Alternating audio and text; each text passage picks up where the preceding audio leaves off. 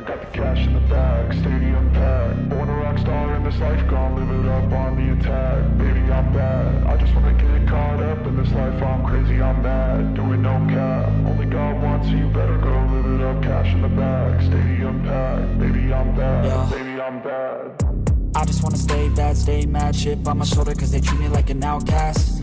I ain't gonna take that, stay back. I'll be swinging hard till the hits come in all caps. I ain't gonna lay back, pray that someone's gonna help me. Ain't nobody like that. I ain't gonna wait, that's all fact. Give me one shot and I'll never get the throne back. I'm sick of being cautious. I'ma go cause something, can't stop this. I'ma steal everybody's lane, call it shoplift. Sick of hearing everyone complain when they thoughtless. Taste the pain, it's like candy canes. It makes me go change into a better frame, into a better name. Society's insane, we all live for fame, yeah. Cash in the bag, stadium packed. Born a rock star in this life, gon' live it up on the attack. Baby, I'm bad, I just wanna get caught up in this life. I'm crazy, I'm mad, do it no cap. Only God wants you, better go live it up. Cash in the bag, stadium packed. Baby, I'm bad, baby, I'm bad. I got the cash in the bag, stadium packed. Born a rock star in this life, gon' live it up. I'm crazy, I'm mad, do it no cap. Only God wants you, better go live it up. Cash in the bag, stadium packed. Baby, I'm bad, baby, I'm bad. I got the cash in the bag, stadium packed. Born a rock star in this life, gon' live it up on the attack. Baby, I'm bad, I just wanna get caught up in this life. I'm crazy, I'm mad, do it no cap. Only God wants you, better go live it up. Cash in the bag, stadium packed. Baby, I'm bad, baby, I'm bad. I got the cash in the bag, stadium packed. Born a rock star in this life.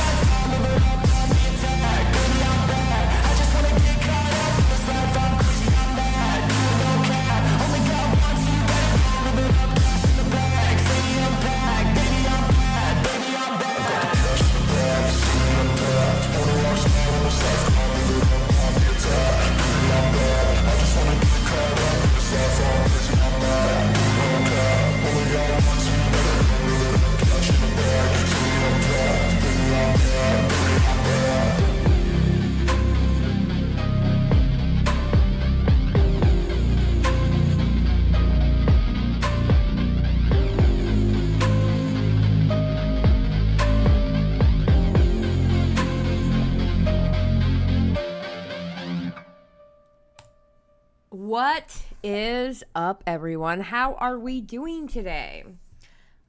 New look to the channel. Look, here's the reaction screen. Look, and watch this. When I get up and go to like the restroom or something, I have a be right back screen. Look at this.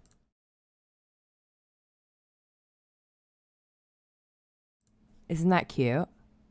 Isn't that cute? What? I'm eventually going to have chat up here. I have to look it up because it's been years since I've had chat on my screen. I'll be putting that up also. It's just I have to look up on how to do it. But yeah. So okay. So I've got to, and you know what, people, let me tell you something. Your fearless leader here is an idiot. I am so stupid.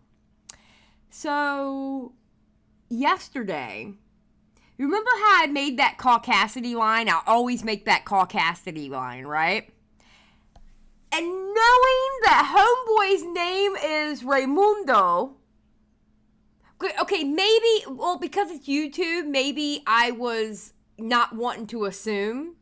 But I said Caucasity with him like he's white. So he goes under my video yesterday. He goes, I'm not white. I'm Puerto Rican and Cuban. And I was like, bro, I got you. I got you. I'll fix it next stream. Okay? So, He is a brother from another mother. All right, people? Midna,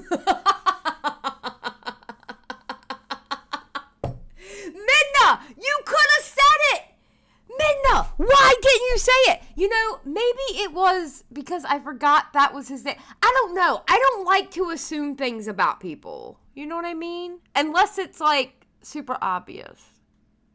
I was driving. Midna, no excuse. Okay? I'm sorry. You're not getting an excuse. No excuse. Nope.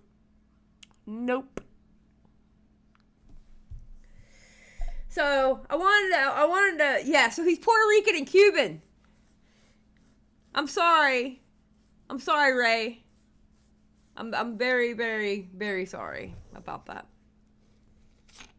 I was not a very good, you know. Wait, it's okay. I didn't know my friend was Hispanic and his last name was Rodriguez. Forky. Bruh. What?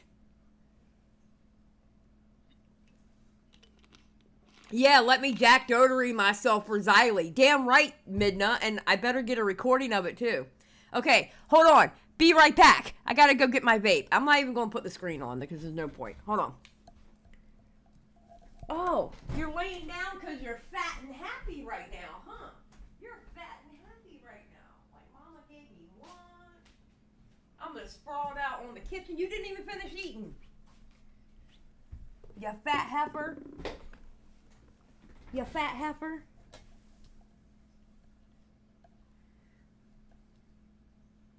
It's okay. You know what? Listen, people automatically think I'm white just because of my voice. People automatically think I'm white because I got this damn country ass accent. So. Okay. So. Let me. Alright, so I have a different feeling about this guy now. Okay. So he went on Lerix's stream last night and he talked to Lerix. Okay. Because Lerix was going over the video. And then after he talked to Lerix, he obviously went and watched my video. And I saw he made the comment. So I reached out to him on Twitter and told him, hey, look, just to let you know, I'm going to straighten that out. Like, tell people, hey, yo, he's not white, you know? Because I don't want to get something wrong. Especially something like that. I know how it is, you know? And he was, like, really super nice, and we talked about the video a little bit. I didn't get permission for him to talk about what we said in the DMs, but I will say he pretty much said everything he said in the DMs to Chud. So, but I will say this. He is actually a very nice young man. And he's young, too. I did not know. I didn't know how young he was. I didn't realize how young he was. I'm going to be honest. I did not realize how young he was.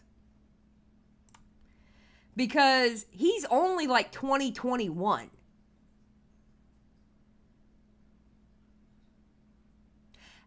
You know what, Ann? That's exactly how I'm thinking about this situation. I think he just made a young mistake. You know what I mean? And I think, yeah, he bit off more than he could chew. And it seems like to me he wanted to push the video out.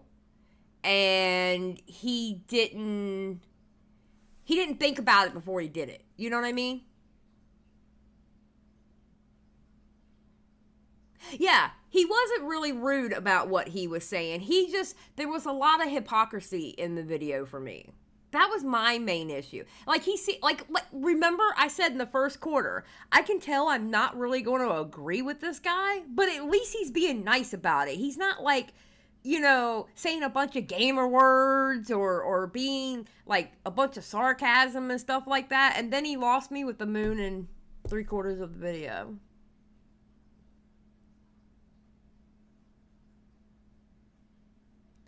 He was very offended by the comparison to IPOS. Wait, was he? Wait, was he really? No. Anne, how do you know that? Did he say that? I mean, I would be too. Yeah, true.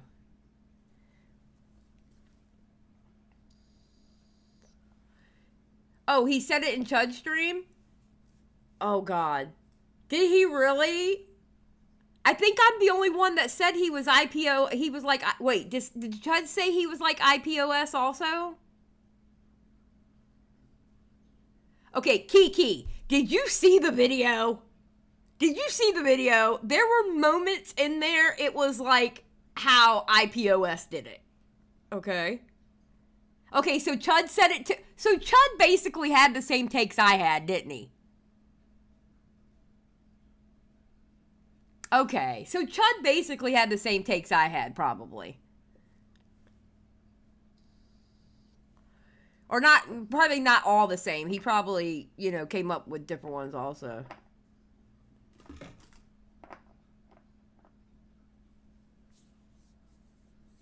Well, Talon, that hypocrisy at the end just killed me. I'm sorry. That, it wasn't really a hypocrisy thing because in the grand scheme of things, 100K, yeah, you're technically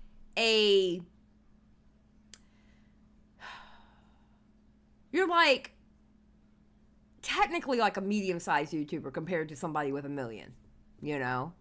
But to call yourself a small YouTuber, I don't know about calling yourself small. Chud's chat definitely did. Raymundo also admitted he did have a problem with Moon. Yeah. Yeah, I saw that part of it, and I want to go over that as well. But I'm just going to say, I'm going to go ahead and say it. I'm going to go ahead and put it out there that I talked to him in the DMs, and he was a very nice, respectable young man. He really was. You know, he was. He was a nice, respectable young man. He didn't come off cocky. Yeah, and I know some of what he said in Chud's stream, and he pretty much said what he said to me in DM, so we'll watch it. I think he just made an opinion piece and framed it like a factual essay. Well, I think he made an opinion piece, but I think he didn't...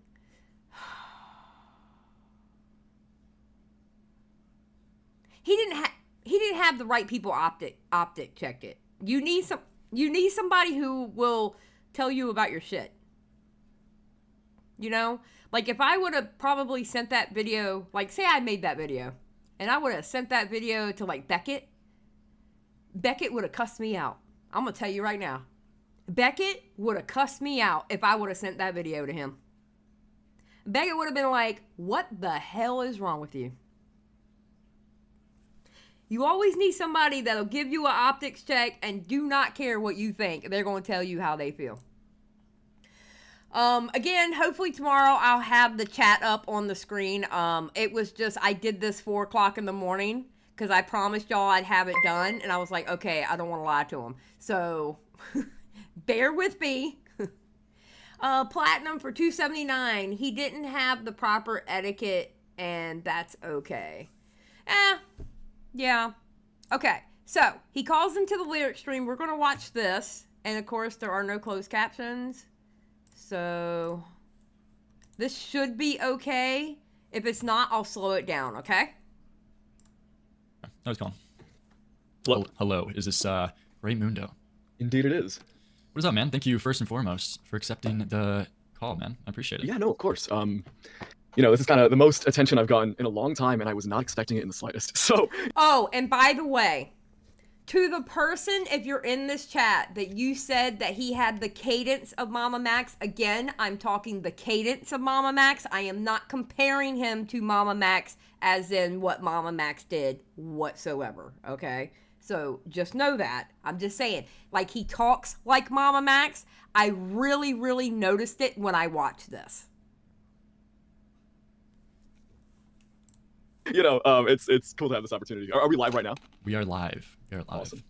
Well, hello to the audience. Yeah, so I was checking out your video. I'm about yeah, to be fair, I don't know if you say some crazy shit towards the end here, but I watched the first 11 minutes, the commentary slop section, Mr. Beast memes and stuff. Yes. And I wanted to get your broad, ask some questions about your broad take and thoughts on, I guess. Yeah, for sure. The meaning of this video and how you think of commentary slop or something. So and one thing I will definitely give him, even when talking to Lerix about it and talking to the part of Chud that I watched of him talking to Chud, if you notice, he's actually being really respectful, and he's not being a shitter at all.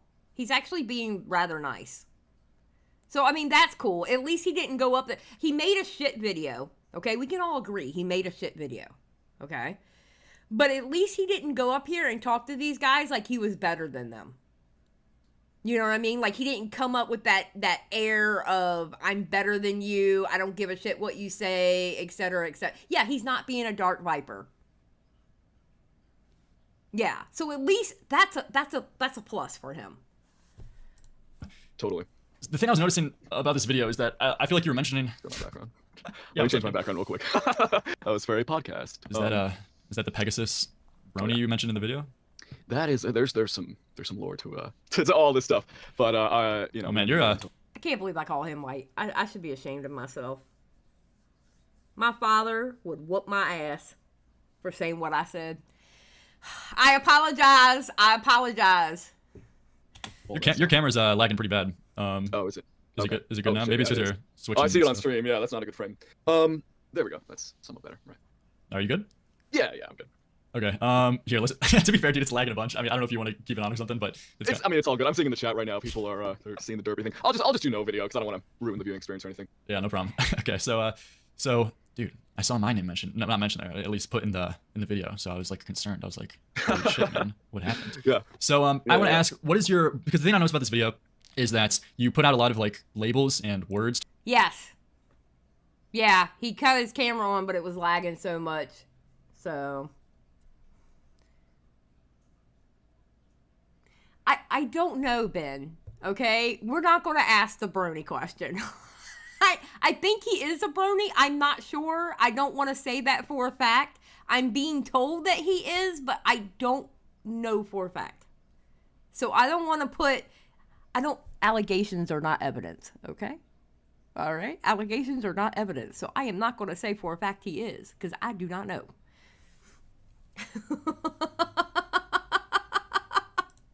To describe like these commentary channels, but I don't really feel like. Oh, he confirmed in Chud's stream that he was into it when he was a kid. Oh, okay. Okay, cool, because we're going to watch the part when he talked in Chud's stream, so. You've, or at least my understanding of the video so far, like you fleshed out a main critique of these channels. So I want to ask you that, what is your main critique and problem with commentary, I guess, slop channels? That's a good question. I have a lot of points, some that come up later in the video, Ben's and asking others the that real I kind of wish I questions. articulated more thoroughly in the video itself. Because there's a lot to it. But my general Hey, thing, Reese. as someone who has been doing YouTube for a really long time now, is that I've been on this platform. I've been both making videos but also watching stuff all the way since I was like a little kid. So I've seen kind of a lot of the metas and the sort of things that have changed throughout the years. And in recent times, the sort of uproar of drama YouTube is something that I've noticed a lot. And initially, I didn't have too many thoughts on it, and of course this is all, my opinion. But you look at all these sort of channels and the type of content that exists, and my main sort of issue with it is that a lot of the time it's very, very repetitive and derivative of its own genre in a sense. And that a lot of the time too, most of the time, at least from my personal experience, things are often kind of blown out of proportion, and many of the videos made by different creators end up kind of saying the exact same thing, but just kind of with a new. Okay, he's kind of not wrong there. When it's a big drama,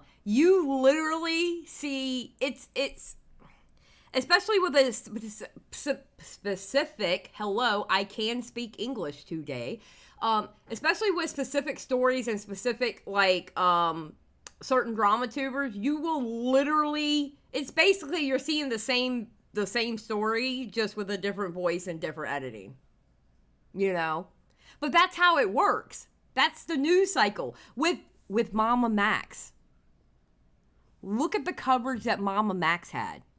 There was so much coverage on Mama Max, we buried his channel.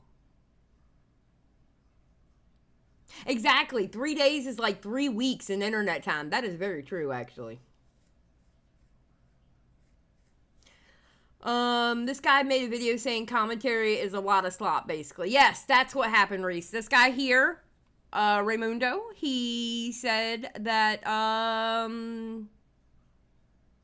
YouTube has a slop problem. I went over it yesterday, if you want to watch the playback of it yesterday. I went over the whole video.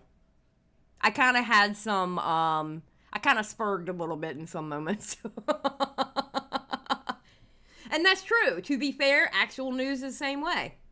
New skin on it, if that makes any sense. That's kind of one of my bigger issues. Of course, there's kind of more personal things, but that's the wider view, is that I feel as though that sort of content kind of makes a bad mark on the overall drama sort of scene and the way that information is spread. I think Mr. Beast is a good example of which, where kind of a lot of people were making the same video and were really milking the drama, and in a sense, nothing new was really said after the first like 5 videos or so, if that makes any sense. Well, that part isn't true, but here's the thing. Okay, so I hear you. Yeah, that part is not true at all. We've had people put out threads on how Dogpack was messing up. People put out videos on how Dogpack was messing up. Yeah, you cannot rely on Dogpack. You can't. You're saying with how it's just like not good content. I guess if you personally don't think it's good content. Personally, me, I don't watch a lot of the other commentary YouTubers that like, I don't know, Cheeto, I've had problems with in the past, Sense Society, whatever, because they are just kind of, I don't know, run of the mill, like here's this current situation, not doing a lot of like looking into it or whatever the fuck or whatever. But I wouldn't call this bad. Like this is just like the game or whatever. Sure. I wouldn't call this a bad thing or something. So I want to understand, because you also brought up live stream clips, that Yes. At what point is this just a personal preference versus it being bad? Like, where would you draw that distinction? Because obviously, like, personal preference is like, who really cares? Because people could say the same thing about your content, for example, that they rather. Oh, they are. They certainly are. Yeah, like they rather prefer like live stream clips for their own personal reasons versus your videos, and that's cool, that's chill. But I mean, it seems like you disagree with that, and you have like this higher bar for what you think content is good. So generally, the way that I view it is that with stream clips, in the way that they are presented currently, I think a lot more sort of to the pyrocynical. I'm forgetting what Tom's live channel is. But the Turkey Tom live channel, the Cheeto live channel, is that generally they are somewhat misleading in the way that they're presented. And that to me feels kind of like an issue that isn't really being addressed, especially with the Pyrocynical TV channel, where it is multiple hour-long videos on things that are short, and the thumbnails and titles imply that they are original sort of works. What's up? I wouldn't go as far as to say it's content theft, not by any means. Okay, I have a problem with what he says right there. Like, the thumbnails make it seem like it's original work. All right? And, bro, you don't want to, like, okay, I didn't realize this, but when I made my, when I made my thumbnail, it looks actually similar to his original thumbnail, but then he did it with all the people and then the white behind it, and then he said, like, slop or something like that. And I did it where I took the chapters of who he was talking about, and I went to their YouTube channels, clicked out like 2 or 3 videos, you know, and blurred them or whatever. I didn't realize that was his original thing. But the thing is, you don't want to copy, you don't want to use the same thumbnail. That's some shit that XQC does. You know what I mean? I want him and Tom to talk. Yeah, I think him and Tom should talk, actually. Yeah, he definitely shot his shot at Tom, I will say. Wait, original works? What does that word mean? You gotta be specific there. Basically, like, you see these sort of titles, I see in your stream now. The more recent ones that he's done, they appear to be videos that are sort of essays in their own right, and not reactions. They're presented in a way that doesn't really represent what the content actually is. And to give credit where credit is due, the videos are actually linked in the description and stuff like that, and he tells people to check it out.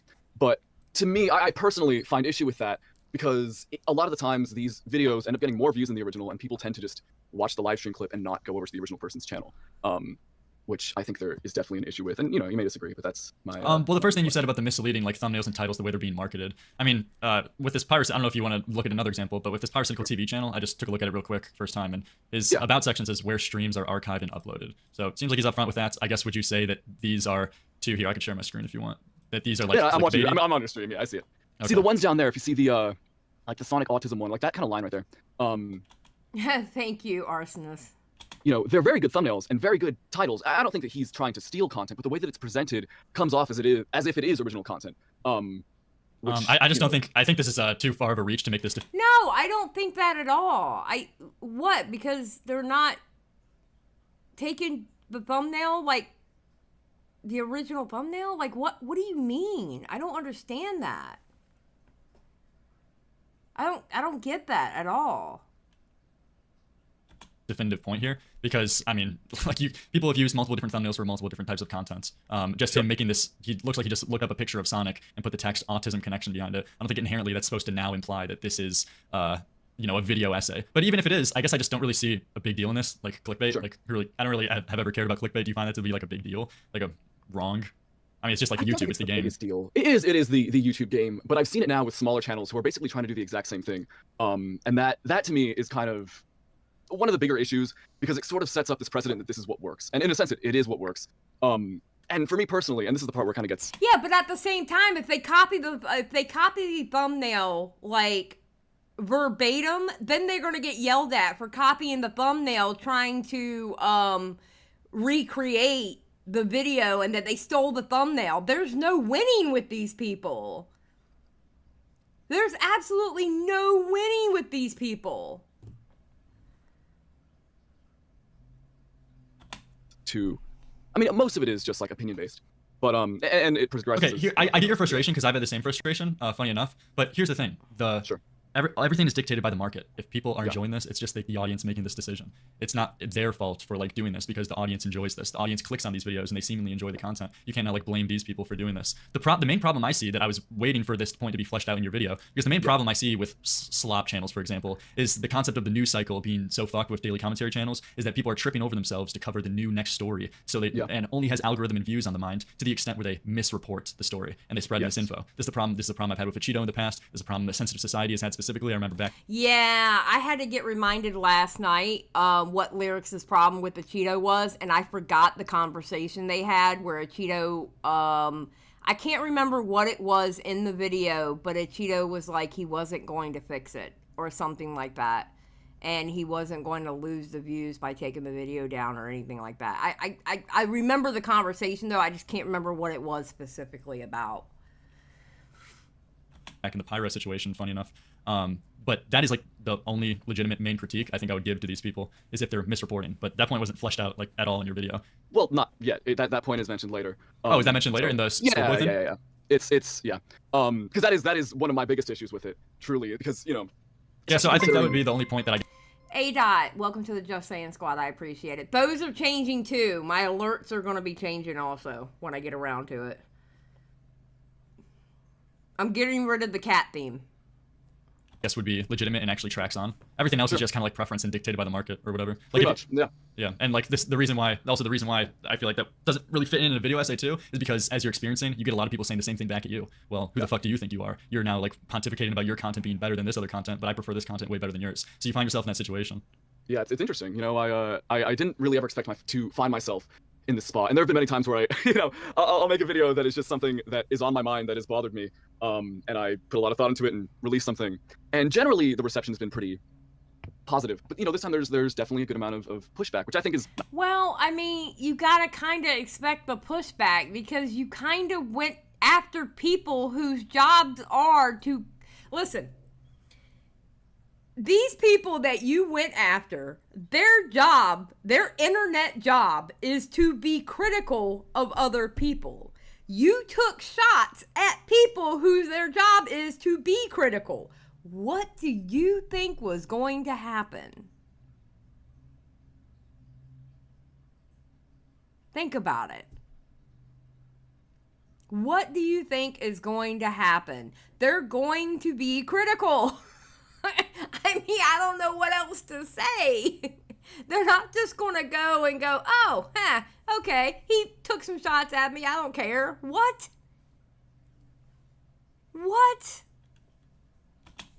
Not a bad thing by any means. In fact, it's really interesting to get a bunch of different people's opinions and viewpoints. But actually, later in the video, Sensitive Society and Cheeto are interviewed. And so I was able to get their perspective. I didn't want to make it just like a one-sided opinion piece, have actual input from the side that I'm criticizing. But ultimately, the way that I see it is also a sort of like, and this is what also comes later in the video.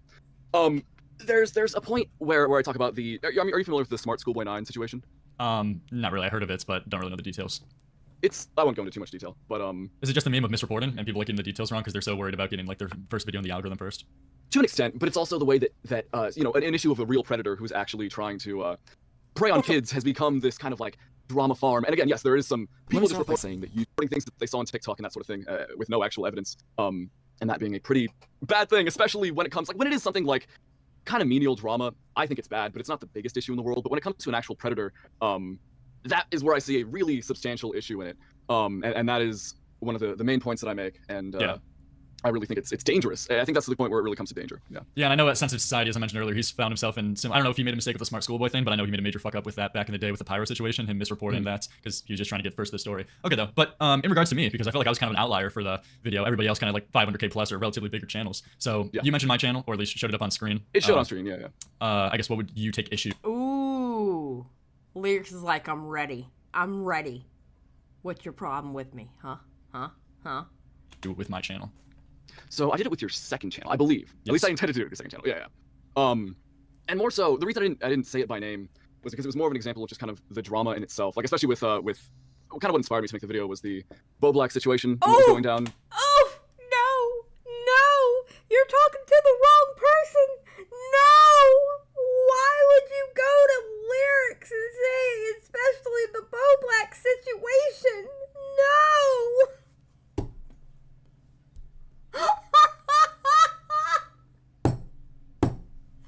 Oh, sweet summer child. Sweet summer child.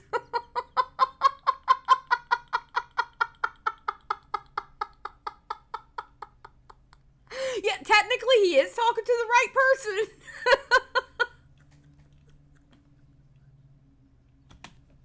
You know, I don't want to say too much, actually. But wait, what do you mean? Well, I've seen that a lot of the people who are now coming out and heavily criticizing him were really close friends with him, and it seems to me almost an example of self-cannibalization when someone who is initially buddy with everybody soon becomes their enemy and becomes a point for them to, you know, make content out of.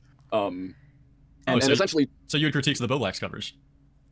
To an extent, I mean, not direct toward. Look at Lerix's face. Look at Lerix's face. Lerix is like, oh, I got you, bro. I got you. Look at his face. He's like,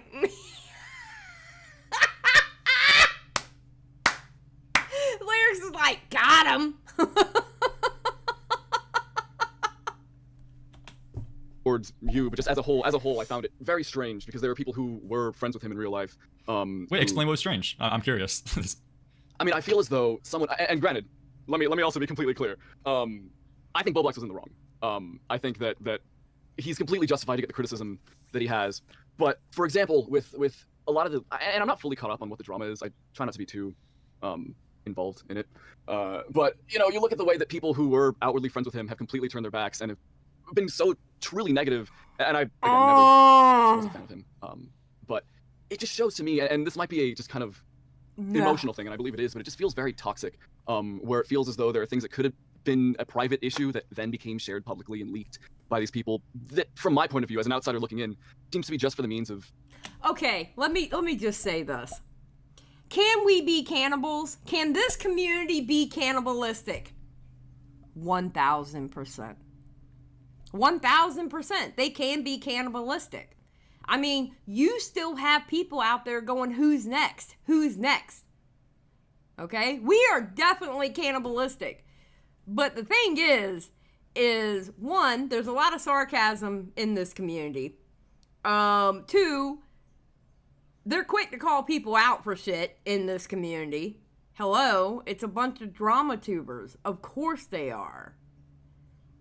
You know, like, yeah, Ben, yeah, we're all piranhas, but I mean, he kept putting his bloody legs in the water. Exactly, Ben. Exactly.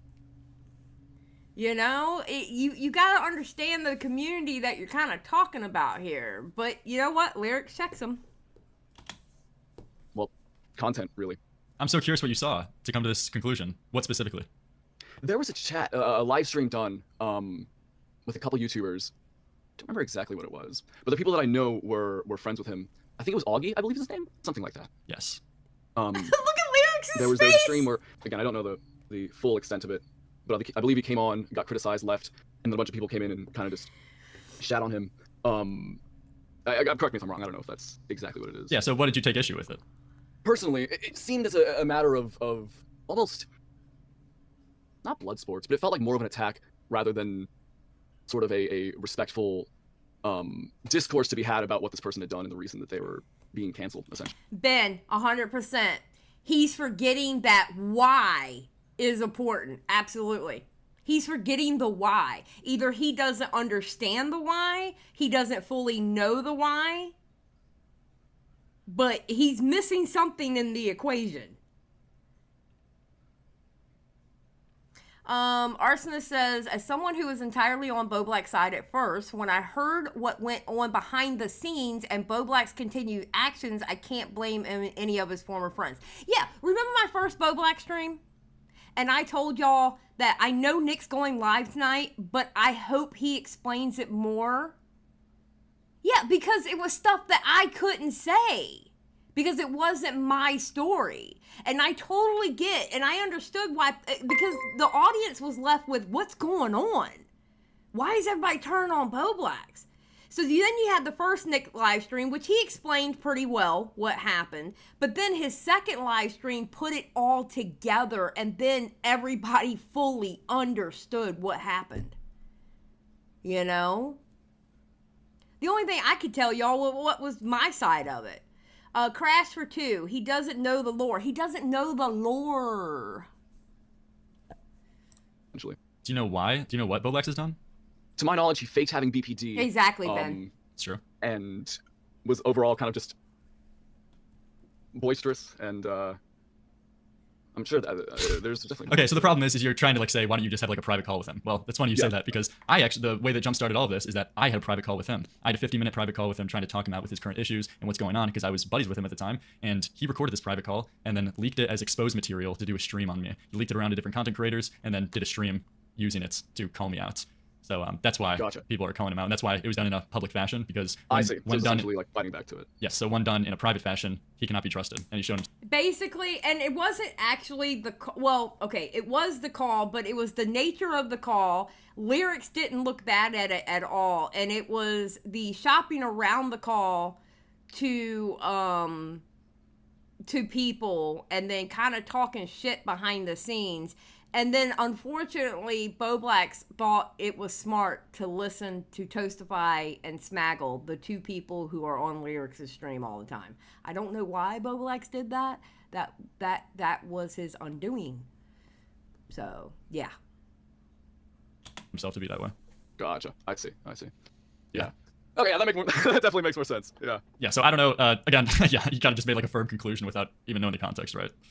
I was under the impression that I knew the context. But well, that's kind of the same critique. That's kind of the same critique you mentioned about the commentary slop channels, right? That's true. Is that they make firm conclusions without doing the research or context. However, I wasn't broadcasting that conclusion because ultimately, me as a person, I'm not spreading a narrative. I'm not trying to say something is true or not. Hell, I don't even mention Bo Blacks or any of that drama in it. And again, I'm not coming from the perspective of someone who is a fan of him or even really feels bad for him in the first place. It's well, you said it was toxic and self-cannibalization. That's all I'm saying. It feels like it. Yeah.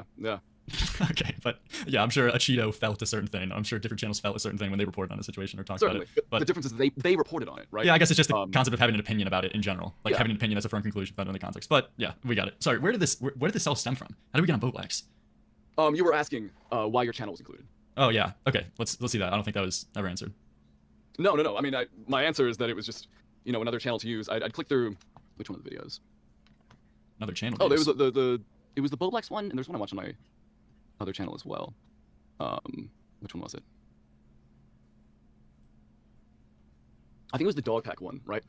And I just felt as though it's not a none of this is a personal attack on character. I want to be clear as well. Not taken that way. I use it as an example because I feel as though when talking about drama, it fits into what I was discussing. So what would be your critique? My critique on your content? Yes. That's a good question.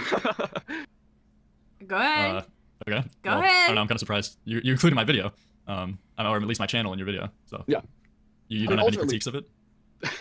My critique is more so with drama commentary as a whole rather than an individual basis. You know what I mean?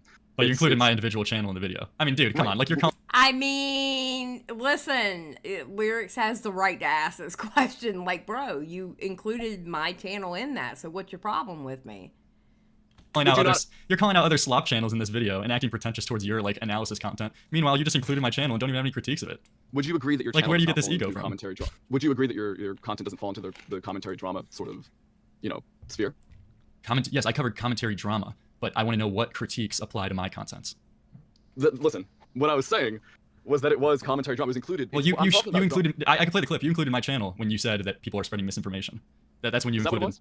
Yeah, I could play the clip here. Hop in my screen share. Sure. Let's see. It should either be this section or the other one. Let's see. Pegasus is nowhere near the only person doing this. YouTubers like Turkey Tom, Cheeto, Sensitive Society, Jamari, WestJet, Oompaville, and many, many, many others will take a fresh controversy, make multiple videos, always over 8 minutes long or more, of course, so they can make more profit from it, and then make a new video every time there's a new piece of information on the drama, no matter how small this new detail may be. You'd think that people wouldn't really watch this kind of content since. So. Ooh. Ooh. So he didn't actually he didn't name him, but for some reason he didn't name him, but he showed the channel. Oh my god. Yeah, this is like playing with your food. I agree. So like you're scrolling through my video there, Right. And then there's this section too. Here, let me see.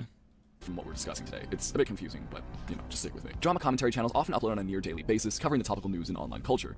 They almost never cover anything other than controversy and scandal, though, since mass audiences don't see... Yeah, so those are the two Right, conclusions where you said. Yeah. So do you disagree with that, though?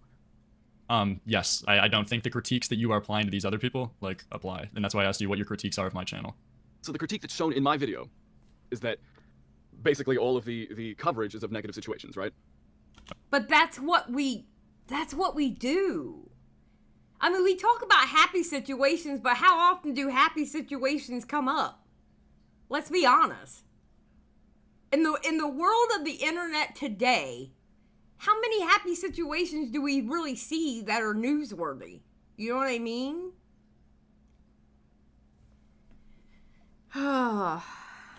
Okay. That's what I say in the video. That's the point that you're bringing up, no? Wait, the critique is talking about negative situations? Negative stories, negative content, anything like that. That's Lumpy Willie, I agree with you. It's so obvious he wanted to tease a video shitting on Moon and use this to shoehorn it into it. Yes. Lumpy Willie, I actually very much agree with you. I said yesterday, why don't you just make a video on Moon? Because as soon as he had me up until the Moon part, and when the Moon part happened, I was like, bro, you're just projecting your anger about Moon onto everyone else. Just make a video on Moon. Honestly, you literally should have just made a video on Moon. Chud's mortal enemy? Wait, who's Chud's mortal enemy? Wait, you must be joking around, because I don't know what you're talking about. And Pyro 2, he was so obviously bitter about that part. Yeah, I really noticed it more about Moon. And yeah, and I know he was supposed to originally do a video on Moon. I think he should have stuck with that concept instead of projecting it onto everyone else who does commentary stuff, honestly.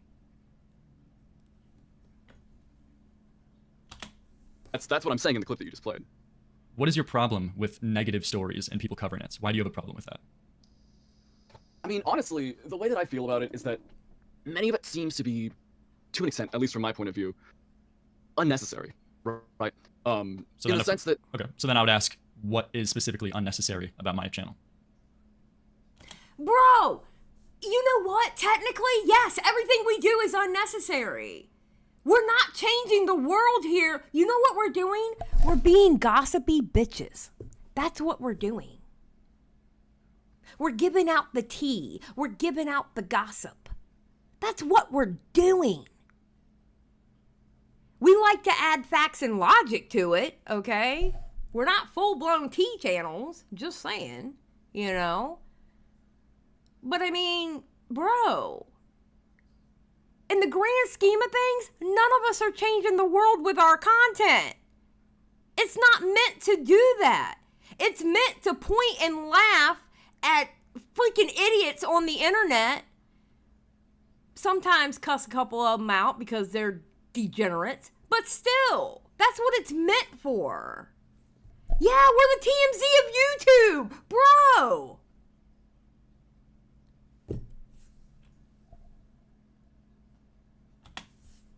From my perspective, right, a lot of these things already have been discussed. They've already been talked about.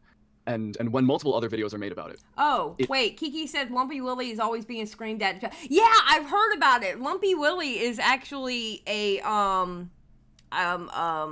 presence that I have heard about before.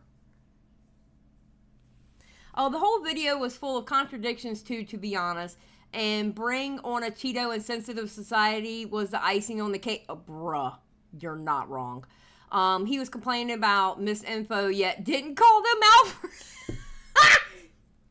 Bro, it was a video. Okay? It was a video. It just kind of sends more fuel into a fire of a narrative that's being built. Not that you particularly build, a narrative that's what everyone else goes with, but it's this, this constant stream of negativity, and I just don't personally see what it really provides to the people who see it and to the platform as a whole. So you promote positivity on your channel? Yeah, that's actually one of my biggest things. Okay. To be fair, I'm not familiar with your channel, but just like scrolling through, I'm seeing the dark side of Disney parks. You don't remember Kill Chuck E. Cheese, Derpygate, and Insane Controversy. You're covering controversy. I thought you didn't like drama. So, hold on. So let's kind of get into that for a second. I mean, I could be wrong. To be fair, I haven't seen these. I'm just looking at these on the surface of it, and I'm confused. The Kill Chuck E. Cheese video. Wait, he had changed. Oh no, that was part. No, wait. How many times did he change that thumbnail?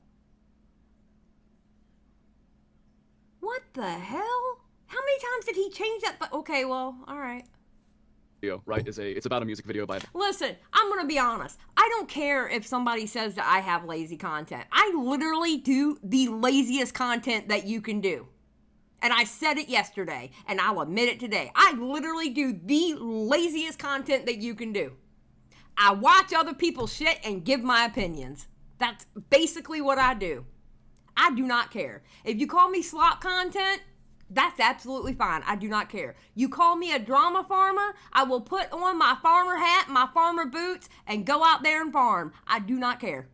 Because I know for a fact that's what I do. That's what I do. A band called the Radioactive Chicken Heads, and in it I interview the main guy. It's a video that scared me growing up, and it's talking about it. It's not negative. In fact, it's just a retrospective on a cool band that I like. Derpygate is a video covering a controversy regarding a My Little Pony. Xylie, the laziest is ASMR channels. Crash, at least they can make videos. Crash, I can't make videos, bro. I mean, I can. I know how to edit. I know how to do basic editing, but I can't make videos. Like, I literally cannot talk into a mic without somebody on the other end listening to me. It's ridiculous. All right? So at least they can make a damn video. I'll give them that. Character who I loved growing up. And most of the video is kind of me gushing about my childhood past. Yeah, the Disney Max, one is you talking better about not kind of finish horrific that. things that have happened at the Disney parks, but it ends with me going to the parks and What kind of horrific things? They're like deaths that have happened, essentially. Deaths. Well, I could say, man, I may be negative, but I've never covered deaths on my channel. Like, what the fuck? I have multiple times, and Do you see how this like flies in the face of like your? Wait! So you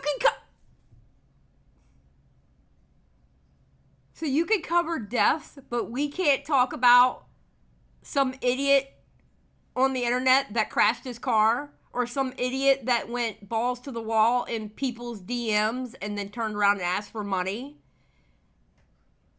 or some idiot that literally turned his back on his friends. Like, really? We can't do that, but you could talk about people dying? Come on now. Come on now. You know what, honestly, Ben, this is what I honestly think about Ray. And I'm going to call him Ray, but this is what I think about Ray. I think that he is young and he has not thoroughly thought about what his stance is. I think he knows what his stance is, but I don't think he actually knows what his stance is. He hasn't thought about it thoroughly. And he doesn't have people around. He's probably surrounded because of what he does on YouTube. He is most likely surrounded by people who don't talk about drama whatsoever. In other words, they don't cover drama. Listen, to all you content creators out there who don't cover drama, get yourself a couple of commentary friends. Get yourself a couple of commentary friends that can do an op check on you. Can do an optics check on you. Because if you had a couple of commentary friends that you could have sent this video to for them to watch, they would have stopped you from pulling the trigger. I'm telling you now. I'm telling you now. They would have stopped you. Honestly. What's up, Deanie? Criticism of other people, though? Not particularly, no. Well, it's like also this concept of like negativity is also like a weird point in of itself, because Sure. I guess like it's like what do you personally qualify as like? Well, fun fact, Ann, out of my content creator friends that I have online, okay, I only really watch, like, on a consistent basis, I only really watch 2 of them on a consistent basis. And that's true with just about everybody. Most of us really don't watch each other. We support, don't get me wrong, we support, but we normally, honestly, don't really watch each other. Unless I'm covering a story or something, you know? Like negativity or negative, like is just talking about like current situations and giving commentary on social events negative. Like I would see your point if you're talking about like, I don't know, someone who swears up right front and center and like is very hyper aggressive towards people and just like screams at them or whatever, like blood sports. But I mean, that's not the case for a lot of the people you're talking about. Midna, I think you have a really good point. I think someone should have at the very least pointed out to him, maybe not direct his attack at people's audiences. I do agree with you. I do agree. Listen, he didn't have the correct optics check person. You need to get one of those. I'm telling you. You need to get one of those. I mean, I think it's definitely subjective to an extent, but at least from my personal point So of what view, would be the negativity about my channel? well, that's what I'm trying to answer. Yeah. That the idea of kind of going at people. Granted, I haven't seen all your videos, right? Just like you haven't seen all of mine. But generally, it appears to be that most of the stuff is talking about the wrongdoings of a lot of different people. Not that that's Yes. inherently wrong, but would you not say that that's Is it negativity? negative? Is it negative to call out the wrongdoings of Jeffrey Epstein? Not at all, but I don't think that's a fair comparison. Well, it's just like this concept. Okay, listen. With some of the stories that we cover, it actually is a fair comparison. Let's be honest about the situation. That actually is a fair comparison. Because what do newspapers do? What do magazines do? What do news reports do? They do the exact same thing we do. We just do it on a smaller scale. We do it on YouTube. We do it about people on YouTube, Twitter, Instagram, TikTok, social media. Whereas newspapers, magazines, news shows, TMZ, all those people right there, they do it on a grander scale as far as like Hollywood and things that go on in real life. We cover stuff that happens in social media. We just do it on a smaller scale. It's the same thing. Concept of calling out wrongdoings. I don't understand like where this like logic comes in of this being like a negative thing or like and you're prescribing like a bad thing. You're alluding this to being like a bad thing, right? When you say negative. Not particularly objectively bad, but the difference is that something. Wait, he tweeted? Oh yeah, I followed him on Twitter and he followed me back. This was before I talked to him. Okay, hold on.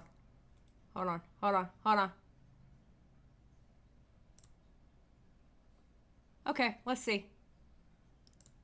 Okay, let me try to pull it up. Okay, hold on.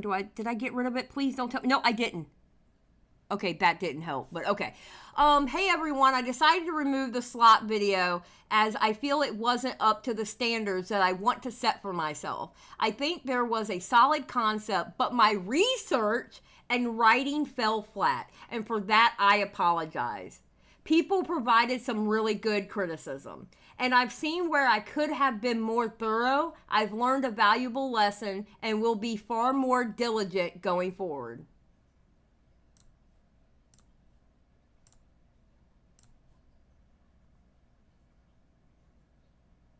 I'll accept it.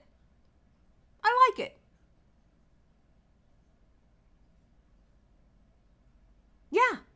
he's owning up to his shit.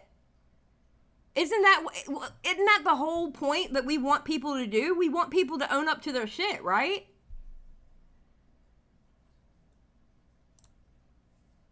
I mean, that's what we want people to do. We want them to own up to their shit. Now, here's the waiting game part. Now we're at the part where we play the waiting game. And the waiting game is, he made that statement. There's nothing wrong with taking it and accepting that statement, which I think that statement was good. Because here's the thing. If he does it again, then you take that statement and you throw it in his face. You see what I'm saying? This is where waiting is a good thing.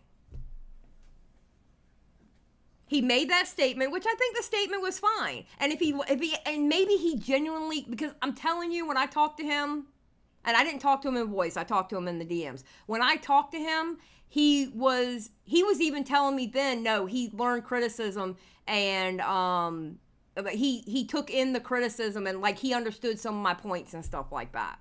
You know? So maybe he actually did learn a valuable lesson. So give him a chance. Now, if he fucks up again, then you can take that statement and throw it in his face and say, you learned nothing.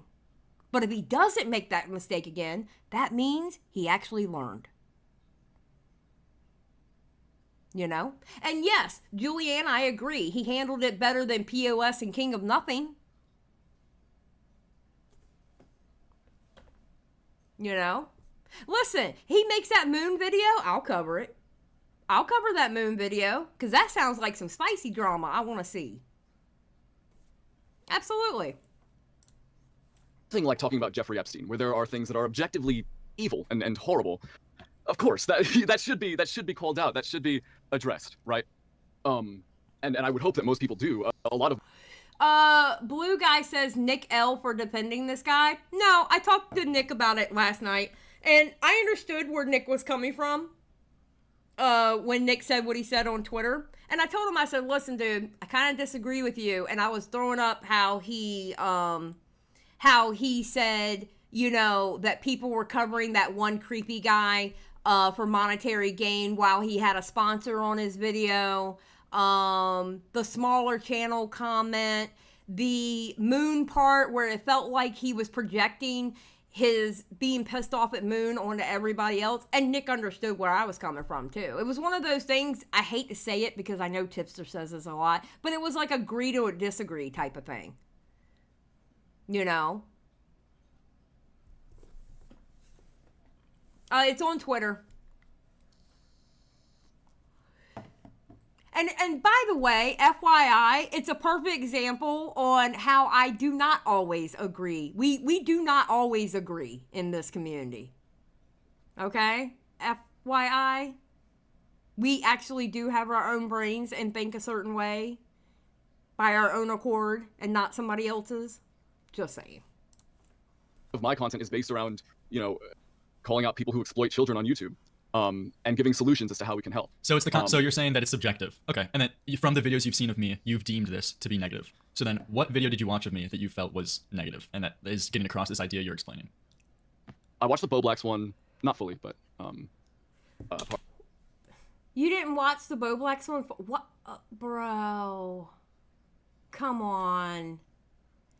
How are you going to have a stance saying the Bo Blacks one, et cetera, is like blown out of proportion, or it feels like people are eating him alive, and you didn't watch the full videos of it, especially of the guy that honestly, the shit with Lerix is what kicked it off. Well, the current day drama, what kicked it off. There was some behind the scenes shit for months, but publicly, it was the Lerix shit that kicked it off. Exactly, Crash. It's a community, not a hive mind. 100%. Part of it. I've watched, I believe it was a Mama Max one a while back during that controversy as well. I believe that's, I think that's, oh wait, hold on. Yeah. I'm trying to see, because I have multiple YouTube accounts and the like watched is inconsistent with those. You're good. I just, what do you remember being negative? What would be the negative point? So with for example the Mama Max one, which I kind of remember better. I agree honestly that the Mama Max content or the things that he did were pretty apprehensible, and let's just say I'm not too fond of the guy. But I suppose I have a question to pose to you, right?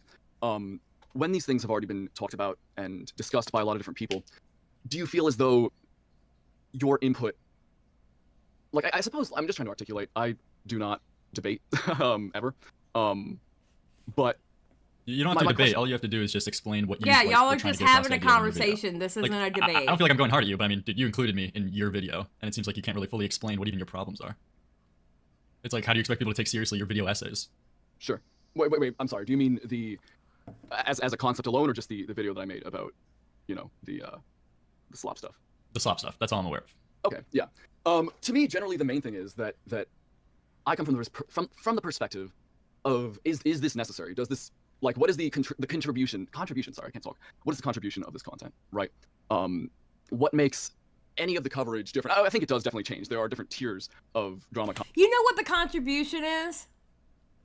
I may have a different stance on something than Lerix, or I might have an opinion based off of world experience that I have that Lerix doesn't have, because I'm like, 5,000 times his age. Okay? That's the contribution. The contribution of me to reacting to videos is you get my opinion on things. And yeah, like with the Mama Max thing, a lot of us had the same opinion. We were also dealing with Max for years. Tommy definitely was dealing with Max for years. That's the contribution. The contribution is you watch the creator for their opinion on things. You watch the creator for what they can bring to the story. Yeah, exactly, Llama. We know the deep lore. Absolutely. That's the contribution with watching all these different creators. Commentary videos that actually do research, and those who just kind of read some tweets and start talking. But what is necessary? Is it necessary to make multiple videos on a drama that's already being discussed by other people? Yes. And has good coverage of it, right? So what did you feel that I did when I was on? But what do you consider good coverage? What do you consider good coverage? Because I hope you didn't consider Dog Pack good coverage, bruh. No, thank you. What do you consider good coverage? Only certain people are allowed to talk about certain subjects? That's bullshit. That's absolute bullshit. Necessary. I personally think that a lot of drama commentary is just kind of unnecessary. This was the problem with your... Provide too much to the... Yeah, this is the problem I had with your video essay too. I'm asking you specific questions and you're answering in broad terms. Like, I don't think you can flesh out like a specific... Subject. Listen. You first give a broad point, and you first give a broad point, and then you explain the specifics. And when I'm trying to get down to the specifics to see why you think this, then it seems like you can't really give me an answer. Well, essentially, it's. I think that drama as a whole is in a lot of ways sort of pedantic, and I feel as though a lot of it, and I understand. What do I tell y'all? What do I tell y'all about people who don't cover drama? What do they always say about the commentary community? They don't like us. And they come up with 5 million excuses of why they don't like us. But what do I always say? They always hate us until they need us. Because one day, this dude may end up getting in some shit. And because people have reached out, he's going to reach out to them going, hey, what should I do? They always hate us, and they always hate our content until they need us to push their story. And it's always been like that. It's always been like that. It's because they're afraid of being the next ones to be made into content. 100%, Lumpy Willie. 100%. That's exactly it. They always hate us until they need us. As I can tell you my part in the DMs. I told him, I was like, listen, you're going to find that most of us really aren't that bad. we're actually normal people. Most of us really aren't that bad. We're not as scary as what people think we are. You know? Your point about kind of broad answers, because I don't think there really is a specific, you know, done and done answer that can be given, because it is an opinion, it is subjective.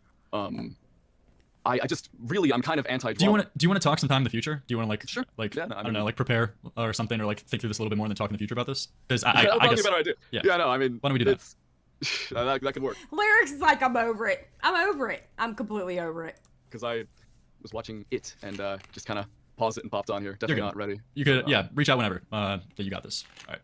Appreciate you calling in. Though. I do appreciate you calling in. I know a lot of people of would. course. Thank you, man. Yeah, I mean, I kind of wish I'd prepared some talking points better, but You're good. you know, it is what it is. Catch you later, man. All right, have a good one. Okay, so that was that call. All right. All right, let me go into... He called into Chud's today. And I gotta get to that point. Hold on. One thing about Chud, I like the fact that you can see when he's talking to somebody. Hold on. I gotta find it. I gotta find it because I had it and then it moved. Okay, here we go. Okay, hold on. And I watched some of this, but I didn't get to watch the whole thing. So.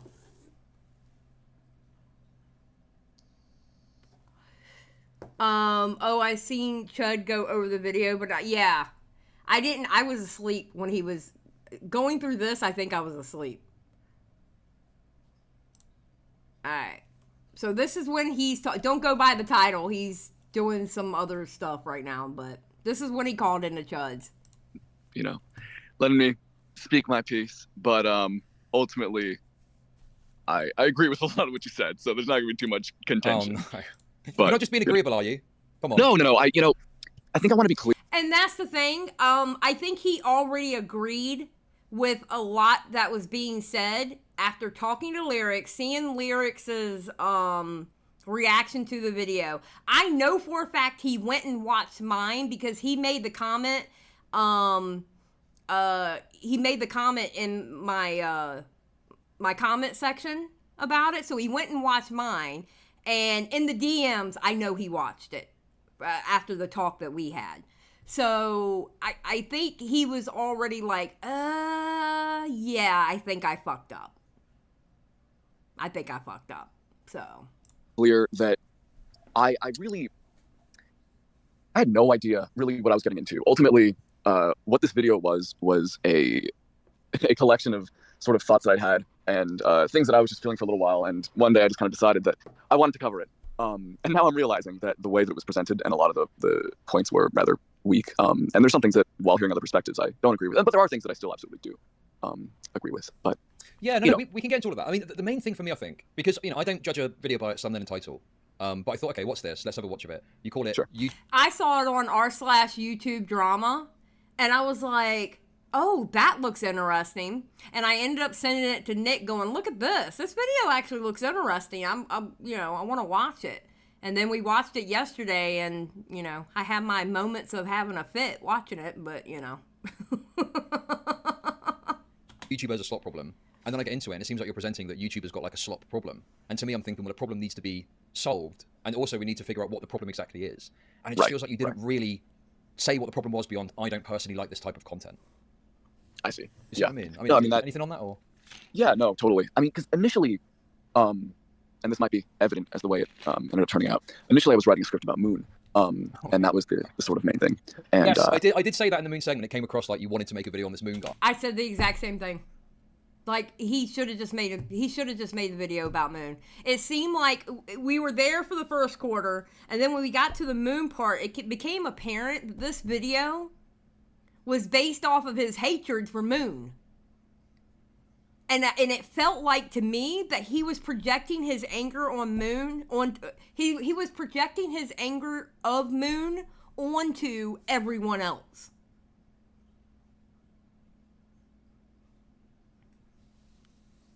Yeah, yes, Ben, I called it. I called it yesterday. Yes, I did. because that seems to be the heart of what you were doing. Okay. Yeah, ultimately I have, and you had a good point about not really showing much evidence. I have a pretty decent amount, but I haven't like really started production. It's been a video that I wanted to make for a while, but I kind of wanted to test run it in a sense because it felt like a very risky video to make, if that makes sense. Okay. Look, I don't know. Like, yeah, it definitely was a risky video. That is true. I to suck my own dick, but I was 100% correct there because that's exactly what it Yeah, seemed no, like you're in the moon segment. right. Yeah. So okay. So that's interesting though, because it's like, you know, you're worried about making this video, so you kind of dress it up in a way that you think is going to be more palatable to the audience. Sure. Yeah. Do you not feel? I mean, I'm not saying that you're producing slop yourself, but that to me is a hallmark of like some of these creators. They're putting stuff out that's palatable to their audience, and it feels like you're kind of doing that with this video. I see what you mean. I personally... Sakura, the only thing I can tell you is Moon has over 1 million subscribers, and they talk about drama. I don't think I've ever watched a Moon video. I don't think. I'm not 100% sure. Crash for 5. Tinfoil hat time. He intentionally made this video calling out drama slop channels to get the slop channels to give his channel attention. Crash, I would normally agree with you on that. But here's the reason why I don't think so. Because if he would have did that to give his channel attention, I would think that when he would have gotten that call with Lerix, he would have been more aggressive with Lerix. And he would have already had his talking points, and he would have tried to get an own on Lerix. Like, I would normally agree with you, but just by his actions, I don't think so. You know? I mean, it's a theory. It is a theory. It could have been, but I don't think so. But I can kind of understand why you would think that. But I would have think that he would have been more aggressive towards the Lerix when he talked to him. Okay, true. Lumpy Willie, you're not wrong. Because it was like twice he showed about the views. And I was looking at his views going, Jesus Christ, I wish I had those views. The hell? Lumpy Willie said, oh my God, he was also so obviously bitter. He isn't getting views for his content. The ending proved that point, to be fair. I agree. I do agree. So that's why I'm saying I can understand where Crash is coming with that. I personally don't think that, but I can understand where you're coming up with that, especially the way he laid that video out. Because you saw Lerix just show it. He was talking about how people want to watch the drama content, but they don't care about watching, and then he showed his video. And it was like, bro, what? So, I can understand the theory.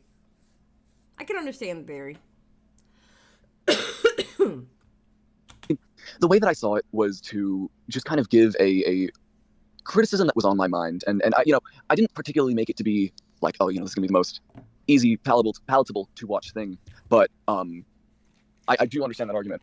I personally don't feel as though, at least with my own intention, that was the case. But, right, okay. I understand what you're saying. So why didn't you, was it literally just a concern about, sorry, when you say it's risky, what do you mean by risky? What risks are you thinking of there? So, ironically, the risks that I was considering from the Moon video itself are exactly what this video ended up producing.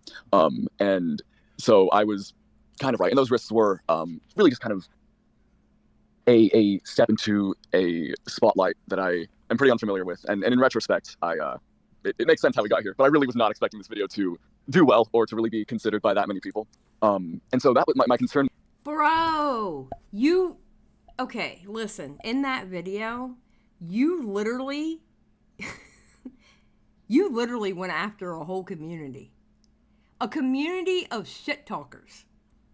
A community of people who literally talk shit for a living. What did you think was going to happen? You know?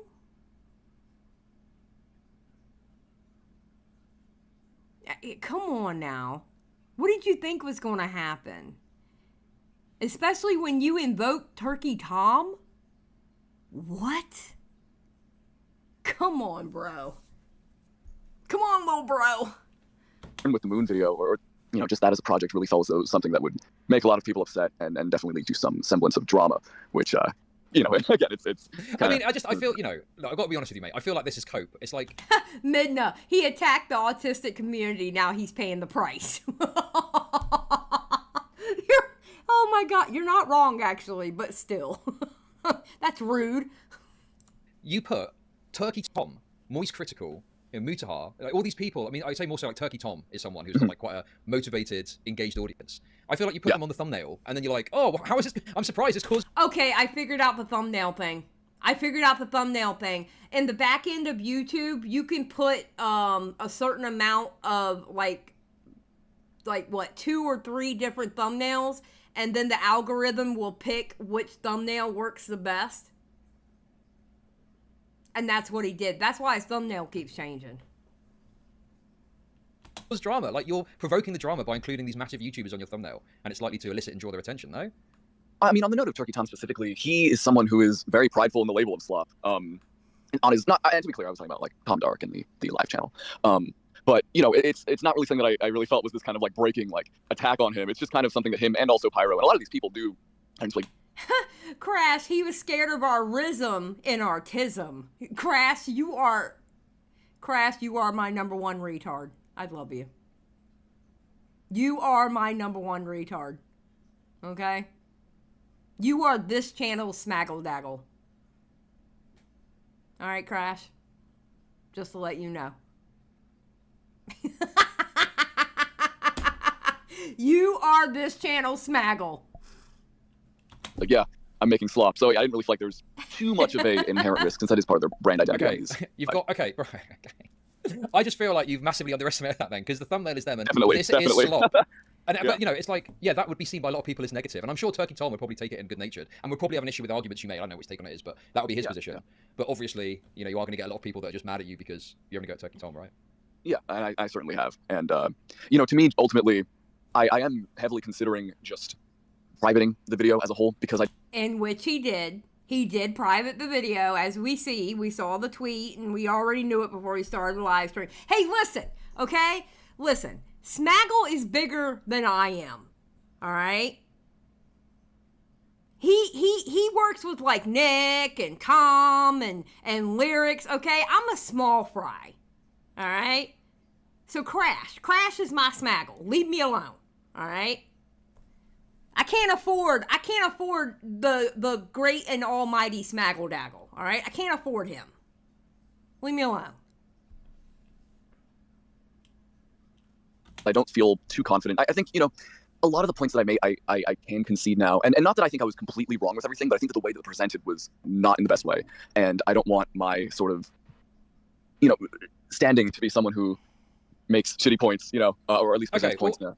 I guess what for you has kind of tipped it over to the thought process of, I don't want this video like publicized or out there anymore? Well, ultimately, it's a matter of having more viewpoints and a lot more input from people who have kind of just changed my mind and poked a lot of holes in something that in the moment I felt was a pretty decent project. And ultimately, I come from it from the angle of like, I kind of, I want to admit when I'm wrong about something or admit that I may not have done something in the best way. And honestly, I really do not want to be highlighted. I kind of have just been doing my own thing for a while, and there you go. He stepped into the kitchen and he found out how hot it gets, and he doesn't like the heat. And you know what? I listen, honestly, plain and simple, I think he just fucked up, and everybody fucks up. The kid's like 20, maybe 21. He fucked up. And now he made that tweet. He took the video down. He made that tweet. Now we just have to remember that tweet. I'm pretty sure there's already screenshots of it. All right. And I'm pretty sure I'm taking a screenshot of it when we're done with this. But now we take that tweet, and if he fucks up again, you go, bro, you didn't learn your lesson, did you? He's young, ambitious, and he didn't do his due diligence with that video.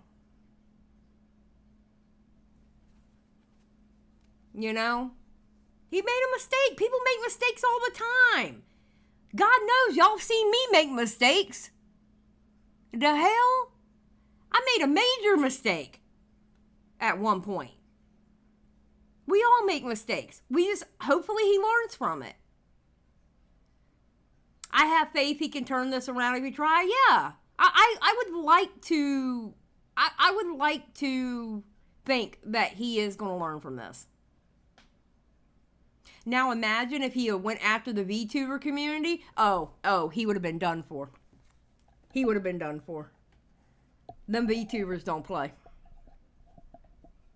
Jack Walker for 2. If you don't want smoke, don't start a fire. Very true, Jack. Thank you for the 2. I appreciate it. I'm happy with that. And ultimately, this was a decision that would go directly against that, and I'm realizing that now. But that's kind of the main point. Yeah, I guess for me, it's like, how did this disconnect happen where you're looking at something and you're going, that's an absolute banger? Like, did you part? And then it goes on to, like, you get these criticisms, which I think a lot of YouTubers, I think, would have pointed out to you if they've seen it. Like, did you not share this with anyone? Did you not say, oh, can you look at my video and see what you think? Did you not do any sort of testing or speak to anyone that you know about this? Or Not really. So basically, I showed it to my family, and I ran through the talking points with my kind of close-knit YouTuber buddies, and I got their input, and they were all like, yeah, man, sounds great. But that's... Get yourself a commentary community, buddy. Get yourself a commentary community buddy. All you need is 1. 2, I would say strive for 2, but get yourself a commentary community buddy. And if you make that moon video, have them look at it before you hit publish. And ask for an optics check. There's nothing wrong with doing that. You gotta know, because your family, I'm pretty sure your family doesn't know about the commentary community. And I'm pretty sure the people that you probably surround yourself with, because of the content that you make, they probably don't know, which I don't know, but they probably don't know the commentary community either. At least the people that watched it. Because I feel like if you had anybody who was in the commentary community and they watched that video, they would have told you, do not put that video out. You know? Yeah, you need someone that's going to be honest with you. 100% Rage. Yes. Yes. Listen, I like to surround myself with people who, 1, not always agree with me, and 2, will call me out on my shit. And then when I ask for an optics check, they absolutely tell me what they think, not what I want to hear. You have to surround yourself with people like that, or you're screwed. You don't want a bunch of yes men around you. You don't want that. Really, there wasn't like an extensive, I didn't, go out and show people the finished project, as it was done, which again is definitely something that should have been done, but Oh, so you just kind of explained the concept to people and in a more vague way, or talked about maybe some specifics, but they didn't see the product itself. Is that right? Yeah, no, they didn't see the finished product. They just kind of heard the talking points and yeah, I wouldn't really say in a vague way. I feel like I was pretty descriptive. Oh, you're quite specific. Okay, fair enough. Yeah, but it is different when someone's telling you about something and it's a finished product, and I can totally acknowledge that. Yeah. Okay. Yeah, I don't know. It's like it was quite.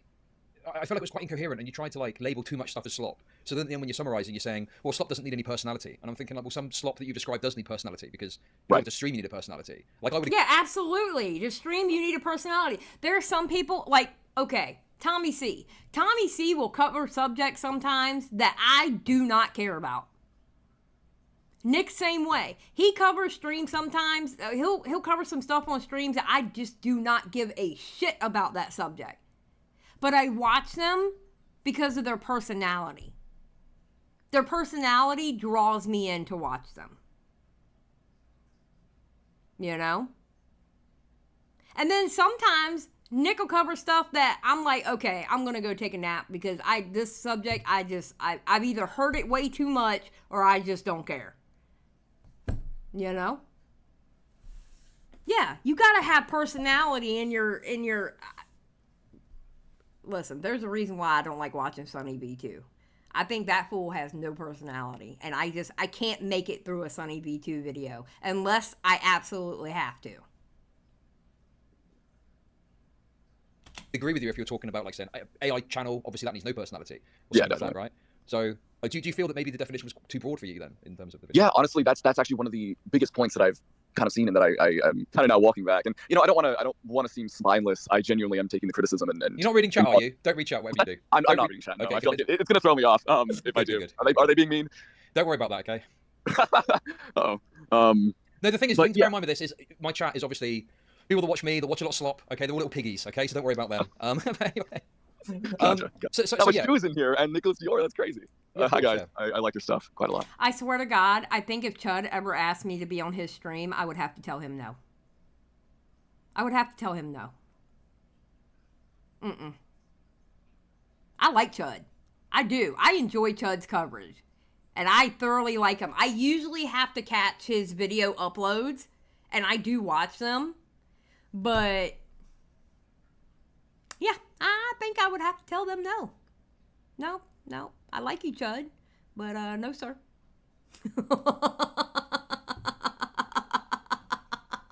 Chud is fair. No, Chud is fair. I love Chud. I love me some Chud logic. Don't get me wrong. I'm not saying anything bad about Chud, so don't come after me about saying anything bad about Chud. No.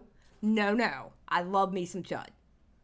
He's a very nice man, and he's always been nice to me. Chud gets one guide way too easily. Crash, how did you get that? How did you get your wrench? Because you one guide me all the time. And then once you got the wrench, you calmed down a little bit. Reverse psychology. Very base man. Yes, he is. I do like me some Chud. He's cool. He's a cool dude.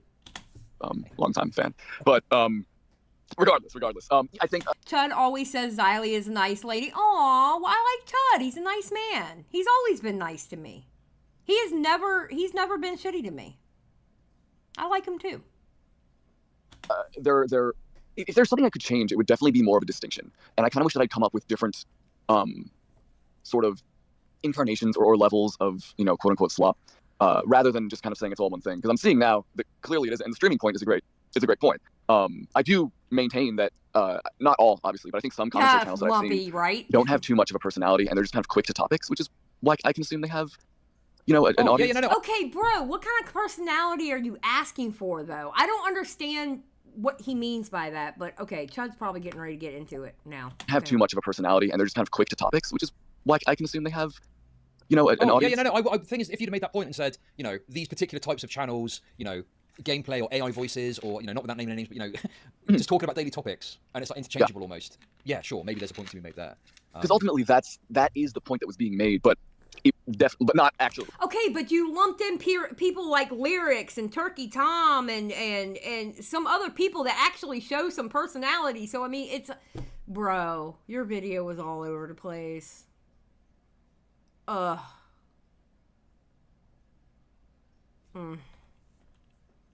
you know what I mean? That's what my.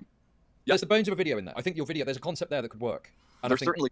Right, and Yeah. I think, it's not about me saying, oh, this is what the next video should be, because obviously that's for you to decide. But I think there are good points to make, like misinformation, rushing to a story and not researching it properly. Yeah. In the pursuit of putting out multiple videos, not letting the story sit for like an extra few hours and something coming out that could have changed it, maybe it could be an argument. But the point is, there's things in there that you can talk about. Okay, I think misinformation is definitely something that can be pointed out. Absolutely, 100%. Look how some commentators, not particularly in the community, but they're still commentary channels that ran straight up Dogpack's ass and put out and covered his content like it was gospel. Yeah, so misinformation, definitely call out misinformation. Saying that some people don't have personalities, yeah, but just call out the ones that don't have a personality, who do like the daily stuff and they sound like drones. Okay.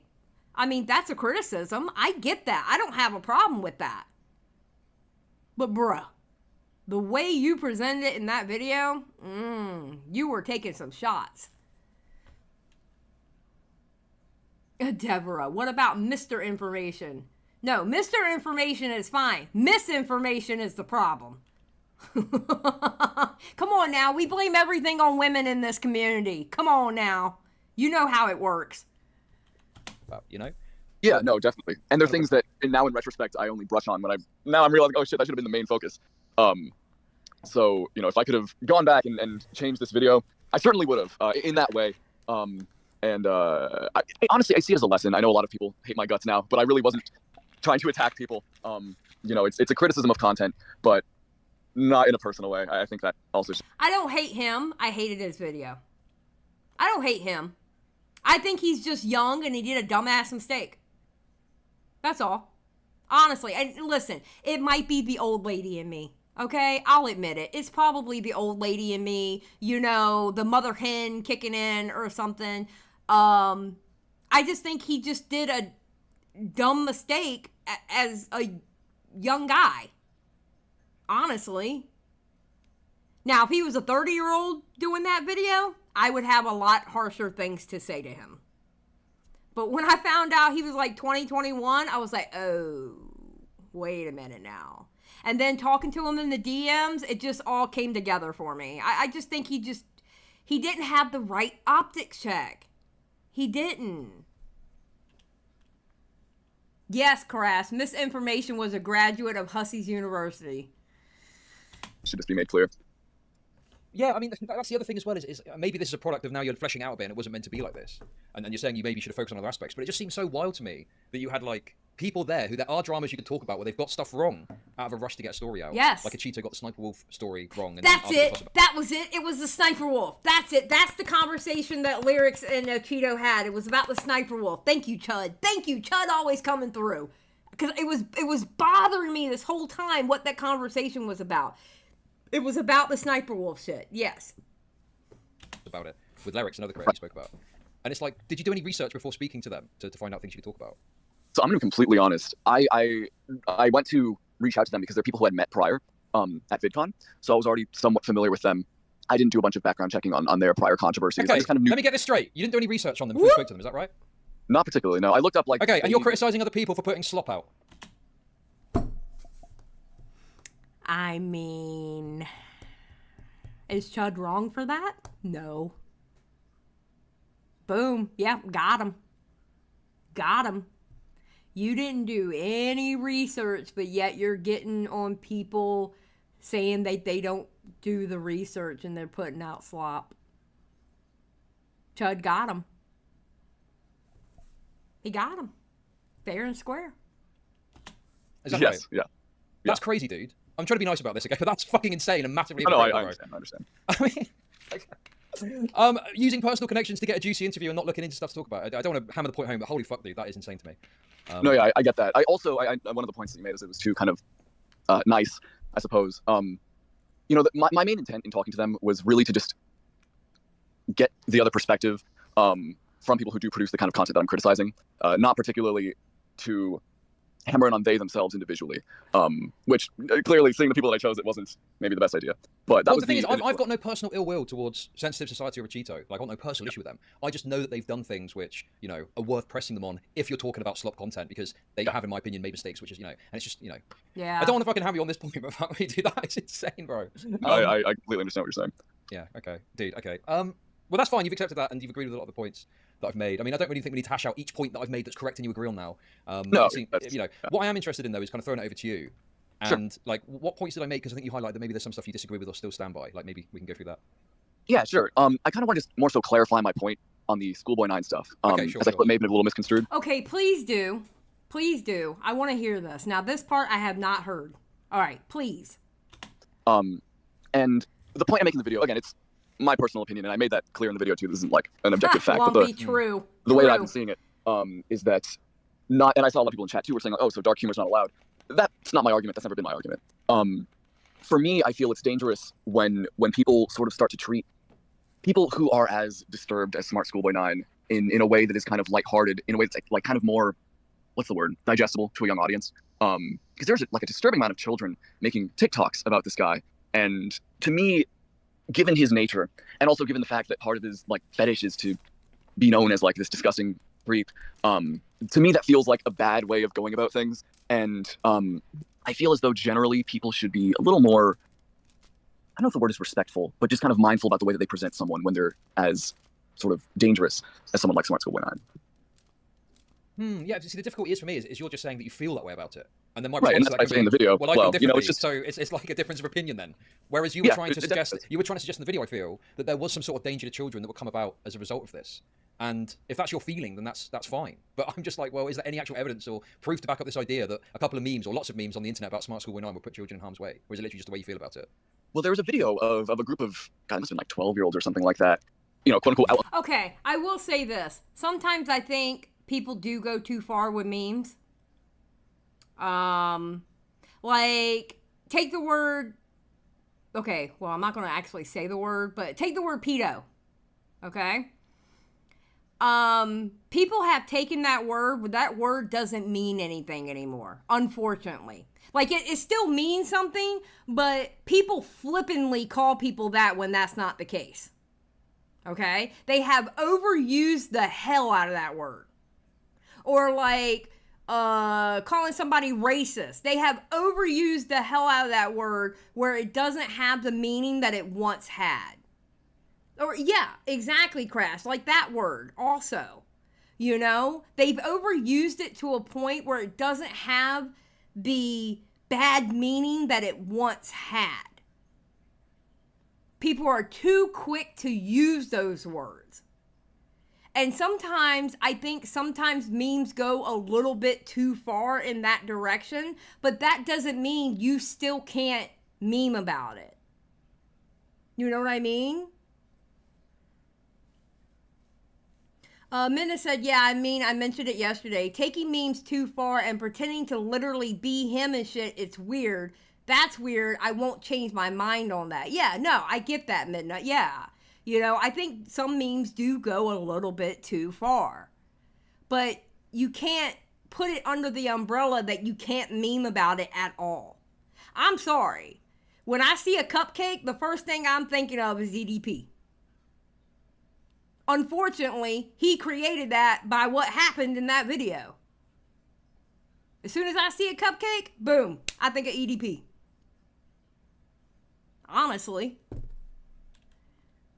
On the hunt, there's footage of another like teenager smashing an alleged window, and that's another issue too, is maybe the false information that has spread from that case as well. But at least from that, the fact that children are trying to search him out, and I've seen a lot of kids try to message him. If you go on the Smart School and on Reddit, a lot of the Actually, wait a minute. Meaning tragic things has always happened. Okay, so being that I'm old enough to remember how it was before the internet was readily available for everybody, you had shows like Saturday Night Live. You had comedy shows that you would watch, like every Thursday at 8, you would have the one at 8, then the one at 8:30, then the one at 9.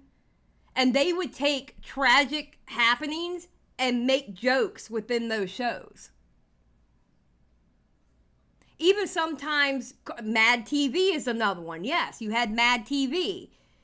Early MTV, that too. I mean, listen, it's always been a thing to meme stuff that is tragic.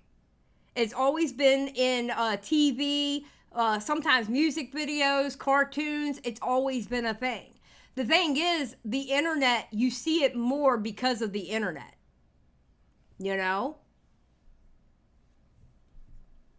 So, yeah, no, it's always been a thing to meme things. It's just, what it is people not, okay, when I say this, I am not trying to be mean towards the younger people in my audience, okay? Just know that, all right? But the people who have not grown up, okay, to the people who have grown up that you've always known the internet, y'all don't know the history before the internet. Because we did the same thing. It just wasn't readily available to you in 5 seconds because the internet wasn't there. We always memed on stuff. Always. And I think what happened is a lot of these youngins, early 20s, they don't realize that the old folks did it first. The old folks did it first. all the time. You know? Posts are clearly made by young children, and that. Think about it. Think about it. You know okay, like London Bridge, the song "London Bridge is Falling Down." You know the little song, the song that little kids will sing and they're going around in a circle. What do you think that song is about? It's about a tragic situation, and they memed it with a song. What was it? The song about, was it?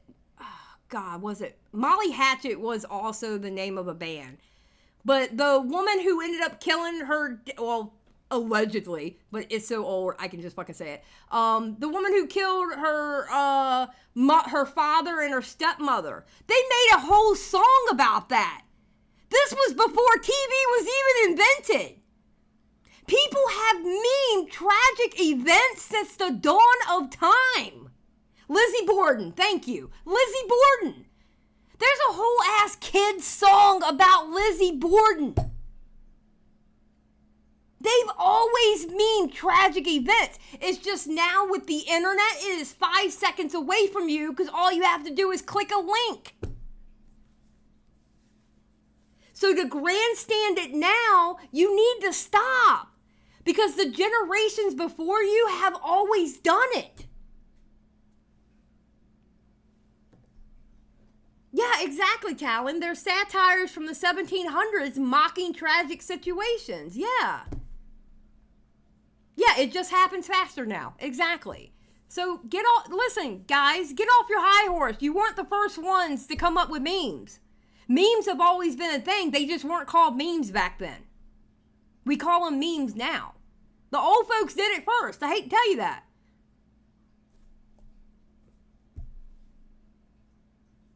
Yeah, comedy is how we deal with the suck that says life. Yes.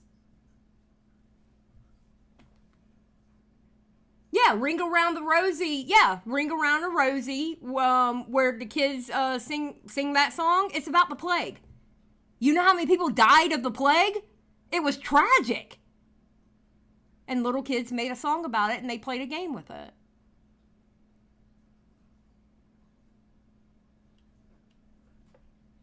That to me does feel kind of dangerous because kids are, at least, not a ton of kids, but some kids are going out of their way to try and sort of bust this guy, and they don't know what they're doing, and to me that feels like it's pretty dangerous.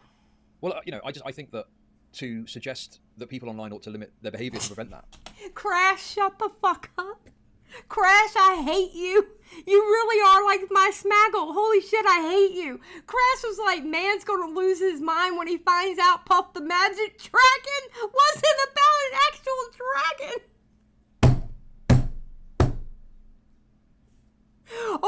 Or the song Smoke on the Water. That really wasn't about, well, it is technically about smoke on the water, but it's about the same thing that Puff the Magic Dragon was about. Fall from reality for 5. I'm in the UK. Comedy news panel shows have been a staple way before the internet. We've been ribbing on dark shit. I know that's right, Fall. Thank you for the 5. I appreciate it. Crash, you are such a jerk. I hate you so much, bro. I just think that if you're concerned about kids' behaviour, that falls squarely with the parents. And the parents are the ones that are allowing that to happen by letting them yes, too young. Yes, Chud. So, yes, Chud. No, we're going to go back. That people online ought to limit their behaviour to prevent that. I just think that if you're concerned about kids' behaviour, that falls squarely with the parents. And the parents are the ones that are allowing that to happen by letting them have accounts too young and so on. Yes, can we let the parents parent, please? I am so tired of people trying to do the parents' job. Will y'all please let the parents parent? Stop taking away their agency.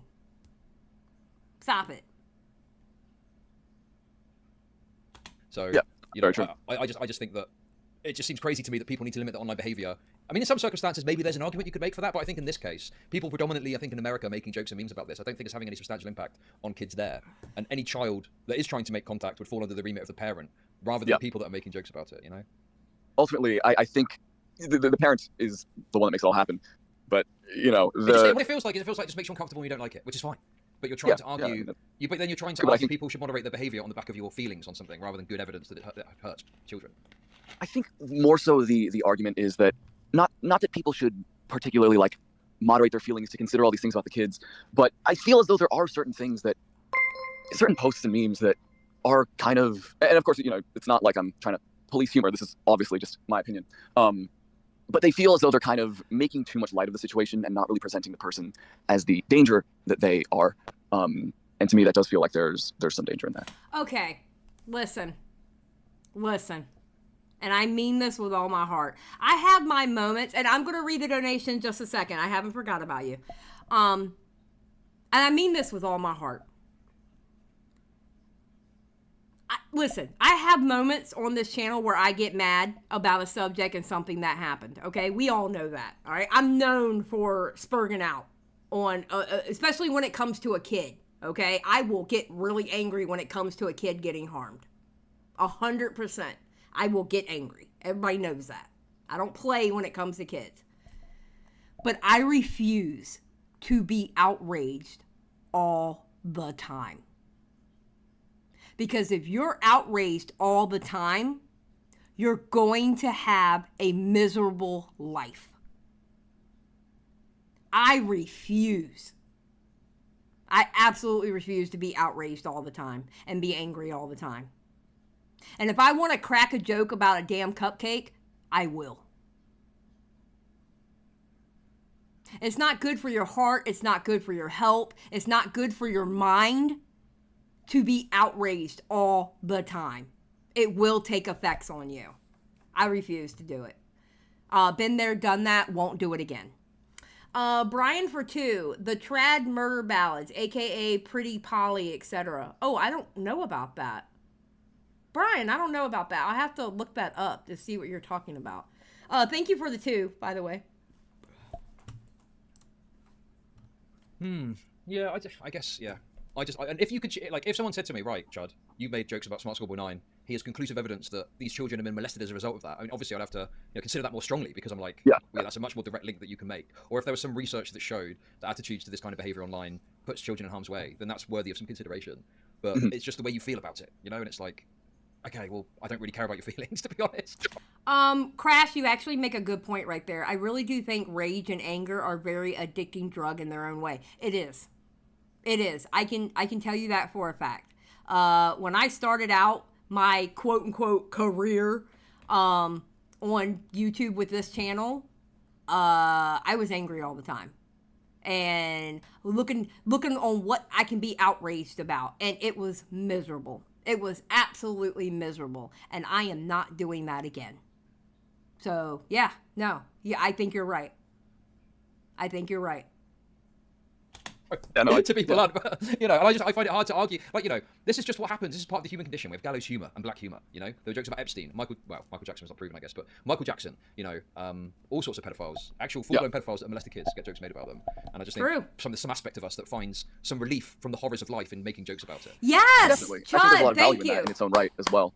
Yes, Chud is fair. Chud is fair. Thank you, Chud, for making that point. 100 fucking %. That's how people can deal with life, by making jokes. That's how people get through this shit life that we're living in right now. We gotta be able to crack a joke. We gotta be able to meme on it. Because if we're all outraged at the same time, oh my God, it would be so much more horrible than it already is. 100%, Chud. That was such a good point. I'm so glad you said that. In making jokes about it. And definitely. I think there's a lot of value in that in its own right as well. It's I don't disagree with that, but it's always been in kind of a different sort of, I feel like, at least, I haven't been alive for too long, but at least from what That's the problem. And it's something that you can't help because you haven't been around on this earth too long. You can't help it, but that's actually the problem. You're young, you're ambitious, you want to change the world. You want to make the world better than what's been set up for you. Because I'm sorry, at 20 and 21, I'm going to be honest with y'all, I'm kind of glad I don't have a kid. Because I don't know how I would feel raising a child into the world that we're dealing with right now, with like the economics and everything, And that's just the problem. You want to change things. You want to make the world a better place. You're ambitious. Yes, we're gonna change things. you don't know how life works yet. And it's not your fault because you haven't been on the earth that long to figure it out yet. You don't even begin to start figuring it out until you hit 25. You don't even know everything by the time you're 30. And it really starts wrapping up for you when you hit 40. At 40, you get to a point you're like, oh, okay. Now I see what I did wrong in the 20s and 30s. Okay. And some people don't even learn then. Some people don't even learn until they hit 50 or 60. So yeah, that's the problem because you are young. It's something you can't help. But you got to live a little bit more life before you figure it out, you know? But I've been able to kind of tell. It seems as though in the past there wasn't as much direct involvement from young children regarding these sort of people. You know, like a kid couldn't just message Epstein or Michael Jackson or something like that. You know what I mean? Like there's a very direct involvement that kids can have to these people. And again, yeah, it's the parents' fault, but kids are going to do this regardless. And you know, we can place blame. I don't personally blame the kids. Nor do I really blame the creators necessarily, but I do think that one kind of leads to another. He's young. He's young. Yeah, I just think that. I'm sorry, he's backing up my argument. He's young and he made a stupid mistake. That's all. And that's fine. We all make mistakes. None of us are perfect. None of us are perfect. Not a damn one of us are perfect. And if you walk around and you think you're perfect, you're not only lying to everyone else, you're lying to yourself. He just made a dumb mistake. He's young. You know? I couldn't bring myself to try and limit the behavior of a creator because a child might do something. Yeah, exactly, Bobby. Oh my God, Bobby, you are so right. Problem is, dude is 21 and doesn't realize how much he doesn't know. Remember how dumb we all were at 21? At 21, I thought I knew everything. I thought I knew everything, and I was going to take over the world. I thought I knew everything, and I found out rather quickly I did not. I didn't get my shit together until I was in my 40s. Well, till about 40. Actually, when I found my husband, that's when I got my shit together. And I realized where I messed up in the years prior, in the decades prior. Brian for 5. How about the Goodbye Earl by the Dixie Chicks? That's a better example of murder ballads. Actually, yeah, that's actually a really good one. That's true, Brian. True. Yeah, 21 is still an adult. 100%. No, don't get it twisted. Listen, when you make mistakes, there are still consequences. I'm not saying he should be consequence free. The consequences is we covered that video and we were like, no. And we called him out. That was the consequence. Okay? When you make mistakes, listen, everything you say out of your mouth in life and everything you do in life has a consequence, whether it's good, bad, or indifferent. There's always a consequence with everything that you do. And his consequence was the commentary community got a hold of that video and was like, bruh, what the fuck were you thinking? So yeah, he's still an adult, 100%. And he caught the consequence. But I'm hoping he learned from it. People make mistakes all the time. As long as they're not directly, specifically broadcasting to the children, or their content isn't Right. geared around children. Like if someone was doing kids' content and then they did a jovial video about Smart Schoolboy 9, I'd probably have a problem with that, right? But if Right, I someone's think that's content- pretty universally reprehensible. Yeah. Yeah, but if someone's like just does kind of edgy content or content about internet drama and they make a video having a bit of a laugh about Smart Schoolboy 9, because I'm sure you'd agree some of that material is ridiculously, absurdly hilarious. Oh yeah, I mean, I say it in the video. It is kind of objectively funny, and again, I don't think that we shouldn't joke about it. That's not It just the gets to a point. point where you feel personally uncomfortable with it and you worry that it might cause some harm. That's what I think you're saying. Is that right? Essentially, yeah. I mean, a lot of my sort of, and you know, that point is made because of the actions that already have been taken from kids. It's not just like oh, this could happen. Like it's not directly. There's no proof of the kid seeing a meme and being like, all right, I'm gonna go find this guy and message him. But how did these kids learn about it? We don't know that, but it's safer to assume that they were watching like more short form, like TikToks or something like that, rather than sitting through a 40-minute Nick Crowley video.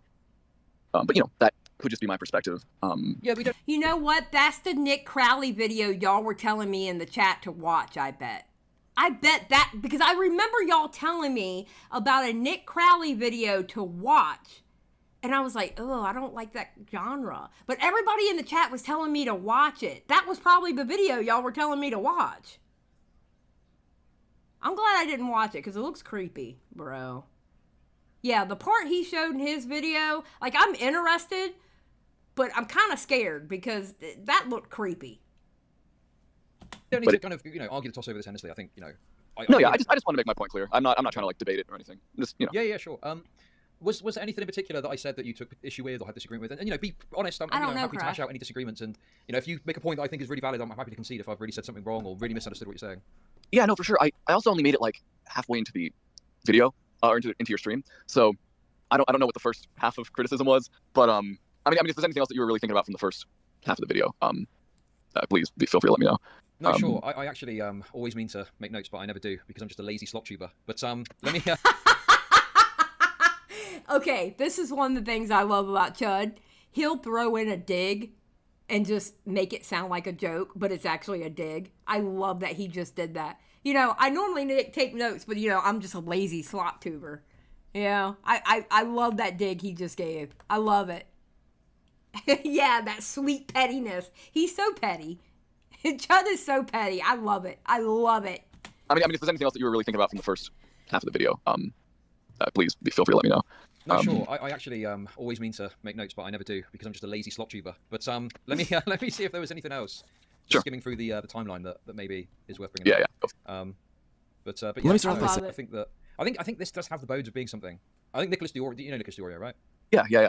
I think his criticism of your video is the other one that I saw that I think is best because I've seen people, obviously chat is being quite mean, that's just chat, but I've seen people also beyond that talking about how you're like other lefty figures or something that they've hated before, like in Praise of Shadows and stuff. I've heard that. That's the worst thing people have said, man. That's the worst. Okay. Yeah, bro, that was me. I don't know if Lerix called him in Praise of Shadows, but I definitely said yesterday, early afternoon, I definitely compared him to Praise of Shadows. But to be fair, okay? It wasn't the political aspect of it that I was calling him in Praise of Shadows. Okay? It wasn't the political aspect. It was the aspect that in Praise of Shadows was mad at one thing. He was basically mad at Wendigoon getting more views than him, and he projected everything else about the subject. That it wasn't the political part of it. It was more that he was whining and then projected everything else onto Wendigoon. And I felt like this guy was mad at Moon and he projected it onto everyone else. So yeah, that I didn't mean the political part if you're watching, okay? Ray, I didn't mean the political part, all right?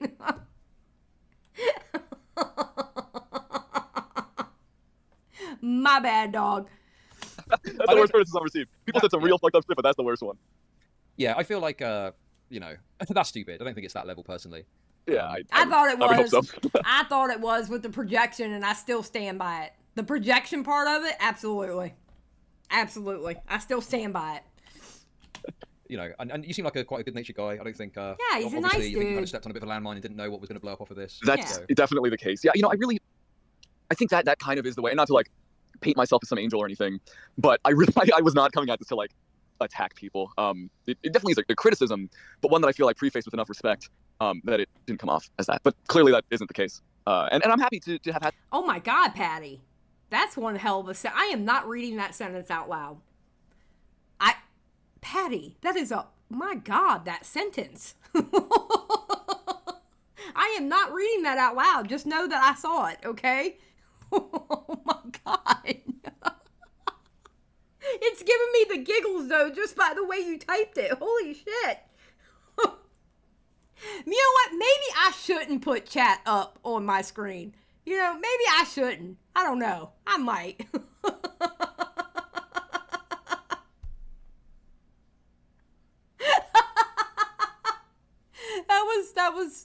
That was kind of fucked up, but it was funny at the same time. Had this experience to be able to learn going forward. for the way that I present this sort of stuff. Because, you know, I don't know if I'm ever going to make a video about sort of modern internet drama ever again. My content is just kind of whatever whatever I want to see. So it's very all over the place. But yeah, no, I would have to agree with Nick. I think ultimately if I were to, and I don't think I'm going to do this, but if I were to like private this one and then restructure and kind of rebuild what I did have and the points that did stand, it would end up coming out a better product. But yeah. And you should. There's nothing wrong with doing that. Just Ray. Okay, Ray, if you're watching this, I don't think you are, but if you do watch this, get an optics check on it. Have somebody watch the video. Because it looks like you don't make very terribly long videos, okay? Like, I could watch it in 2 times speed easy, all right? And so could really anyone else. Get an optics check from somebody. If it's a call-out video on somebody, get an optics check whose job on the internet is to call out people. And not a Cheeto or Sensitive Society. Please pick someone else. Okay? Get an optics check. Do that, bro. Make that video on Moon. You might have a case. Don't know. Don't know till we see it. You know? You know, I'm not sure I'm doing that, you know? So you basically just, well, so your plan is to private this and just write the whole thing off, is that right? Well, I want to release some form of statement. I want to concede, you know? I don't want to just like pretend it never happened because that feels cowardly. But at the same time, I also don't want to have something that kind of, you know, misrepresents or you know, is a sort of lower quality product on my part, you know? I mean, my slot brain is thinking, why not just do another video addressing the criticisms and just saying, hey, here's what I concede on. Or is it that it's so, like, you are so disagreeing with your video now that you don't want it up at all? It's completely it's basically full of holes to the point of not being worthwhile anymore. Yeah, you know, I've never been in this community before. I've never experienced what it's like. I genuinely just don't really think I have the heart for it. And so, you know, I don't really want to fight with anybody is the thing. Oh my God, dude, you're such a pussy. What's going on? Fight. Even if I think you're wrong. I don't really feel it's worth it. Especially when people have made good points. I'm not trying to weasel out of it, but I don't know. Can you at least see some sort of respect in a admission of, I don't know, criticism? I mean, it's difficult, obviously, right? The chat wants blood, okay? There's some stuff you said that's angered me and I think is outrageous, right? But it's like, I don't think he necessarily had to private it.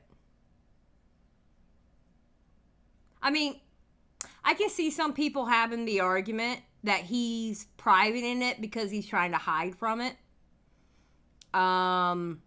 I can definitely see people having that argument just out of historical value with me. Ultimately, it's up to him. But he did make the statement out on Twitter, which I think was good, you know. And he's been telling people that he understands the criticism, so...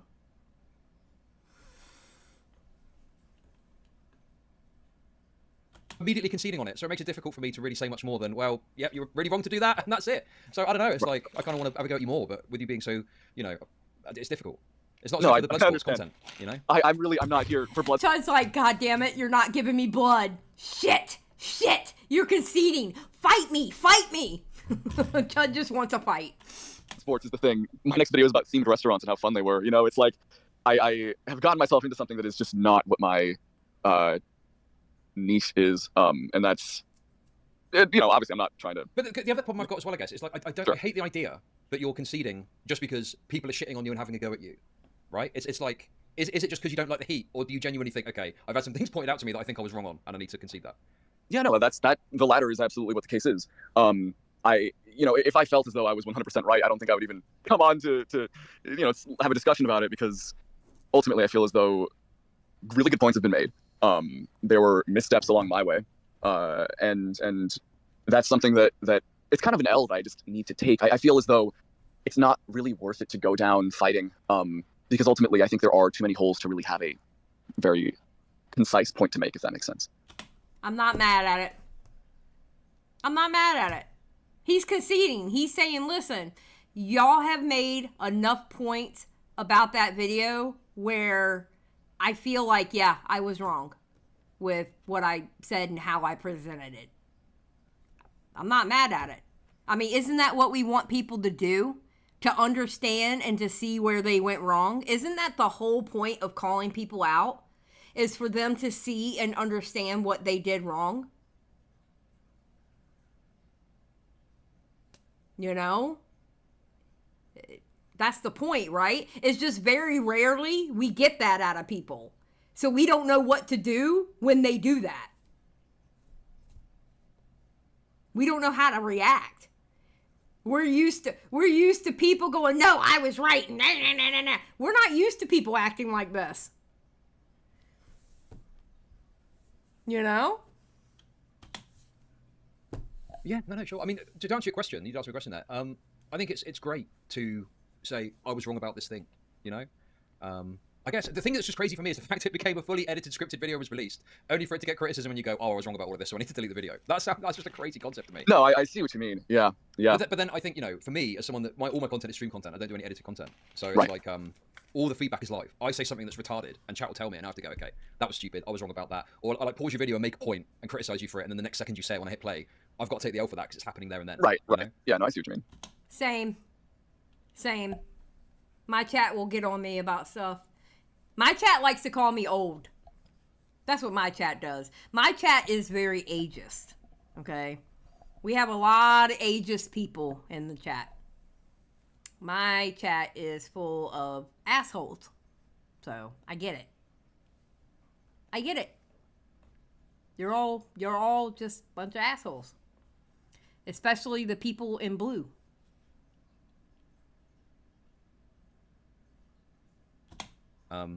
So yeah, I don't know, maybe it's just a What do you mean? You're older than Tommy C. I'm only 9 or 10 months older than Tommy C. Okay? I'm not that much older than Tommy C. You act like I'm like 5 to 10 years older than Tommy C.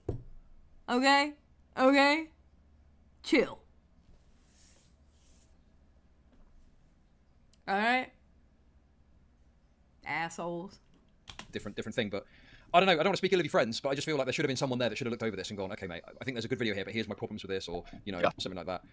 Or maybe saying, you know, listen, those commentary guys can be pretty vicious, so you need to be careful to make sure you cross your T's and dotted your I's, because otherwise they go crazy. I don't know. Definitely. Listen, I fully agree with that. Yeah. Okay. Well, anyway, people are saying Nick should call in, but I think Nicholas is at work at the moment. What I will do, I always like to do this, if it's okay with you, Sure. I like to throw just questions out to chat, so that if they feel I've missed anything, they can pick up the slack for me, and I can put the question to you, and you can Yeah, answer it. no, Have you got, like, sure. a bit of time for that? That sounds good. Oh no, he's taking questions from the chat. Oh God, I'm scared. I'm scared for him. Sweet summer child. Oh no, I'm so scared for this part. Oh no, I'm scared. Okay, so go ahead, chat. Ask any question you wish to Raymundo in regards to this video. Please don't ask too silly things, okay? Okay, so I've got the first question here. So I'm being asked to ask you, how is it you think that, well, do you think, based on the video, it seemed like you thought that 2016 commentary was more high effort? Is that the case? No, I do not think so. I think that there, was there something I said that kind of made it seem like that way? I think it was, the point that I was making was that it was a lot smaller, like it had less reach, and it was more self-contained, but that's kind of it. I was never a fan of 2016 commentary. I never have been. I was pretty adamantly against like Leafy and all that stuff back in the day. Is that because you're soy? God, Chud, Chud's so mean. God bless him. He's so damn mean. I wouldn't say so. No. He's like the meanest nice guy. Oh my God. Okay. Well, I mean, this is a sort of an aside, but where do you like align yourself on the political spectrum? That's a good question. I don't really. So I hear a lot of people saying I was a leftist. I'm not. This is the thing. I definitely lean left on some issues, but ultimately I'm not like. What do you think of blacks? Oh what's that? my What do you think of God. blacks? Oh, I love them. They're great. Okay. Okay. What would be, That's a good question. what would be your response if people were to call your content slop? So that honestly is something. Now I just want to clarify. Is that referring to the video that I made about the slop con? Yeah. If your video. Wait, how old would this kid have been at 16, 17, 18, 19, 20, 21, 22, 23, 24? Yeah, he would have been like 12, maybe 13. Yeah, Sakura, he would have been like 12, maybe 13. Yeah. About slop, someone said of your video slop. How would you feel about that? So honestly, I've gotten that comment a lot, and I feel as though it's an interesting. It's kind of a nuanced thing, because as the person who created it, I know the sort of time and intent that went into making it. But at the same time, and therefore I do not consider it slop. But at the same time, as an outsider, or not an outsider, but someone who is just a viewer looking in, you actually made a good point regarding the Cheeto thing. It's kind of contradicts itself in that sense, not asking the harder questions. That's an argument I can totally understand. I don't personally agree with it, but I wouldn't sort of go out of my way to, try to disprove somebody. Now, in regards to my other stuff, I absolutely would, as though I feel it has... The drama got to him. The drama got to him. Aw. I know how that feels, too. When you're the target, it's scary. It's scary the first time when you're the target. I get it. I get it. This is the first time he's been in some shit like this. And it's scary. It feels like the whole internet is against you. Especially with these loud motherfuckers in this community. Come on, be serious. More weight and more of a... What's the word? I mean, I think it's just better, generally. But, yeah, that's how I feel on that. Okay. Iden Paladin is asking here, how is YouTube slop covering current events any different from the news? That's a good question. I mean, I think the difference, personally, in my opinion, is that while, the news gets a ton of shit wrong, I'm not a fan of mainstream media at all. I think the difference is that with YouTube commentary, people can just kind of, there's very little fact-checking with some people, some of the bigger ones. And I don't want to be aggressive and, name names and stuff, but... Ooh.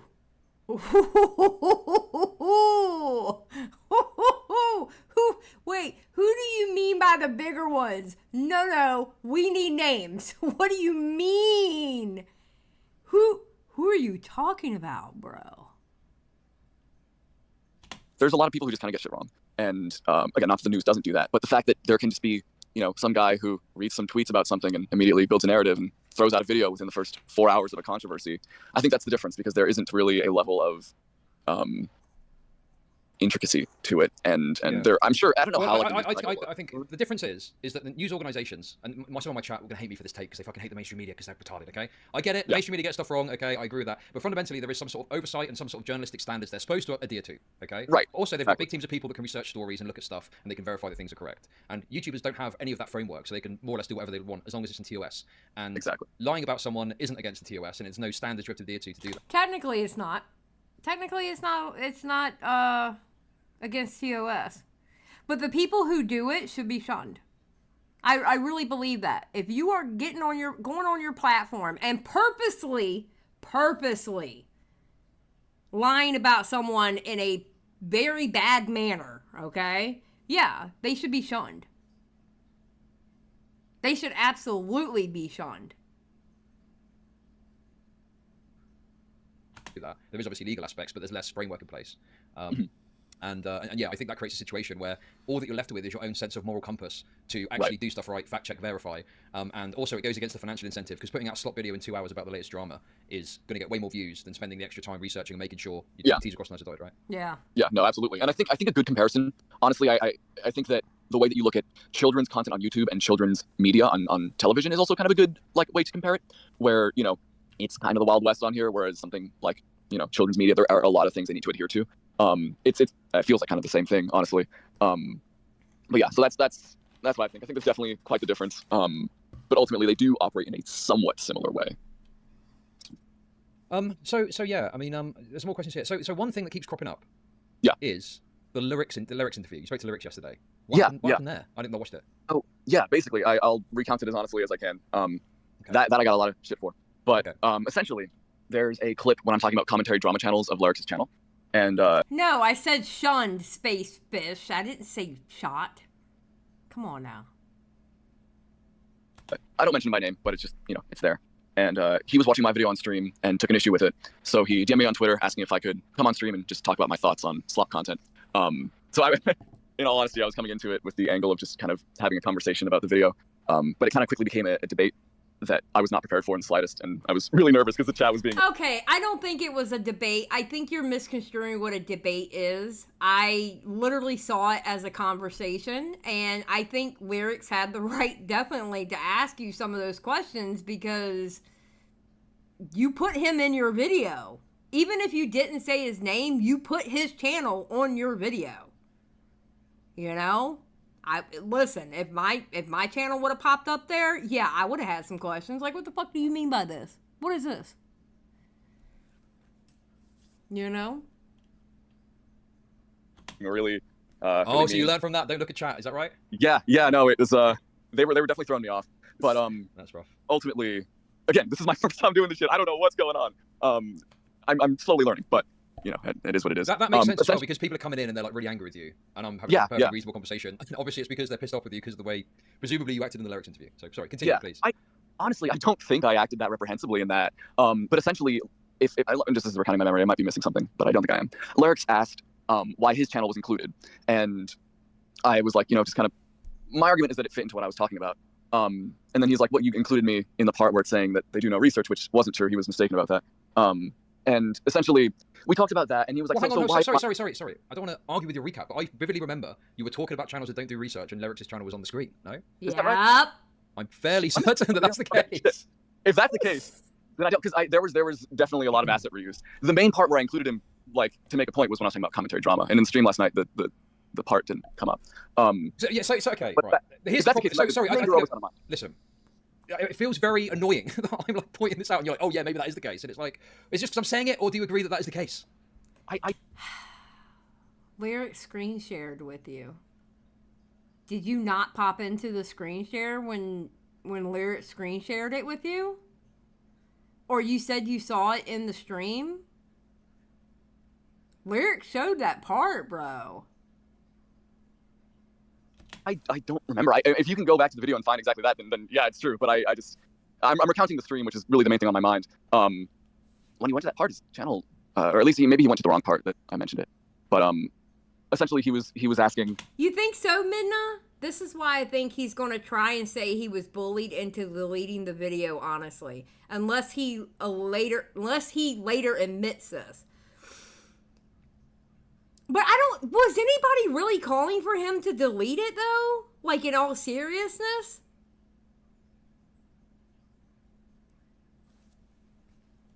Was anybody actually really calling for him to delete the video? Like, in seriousness? Like, bro.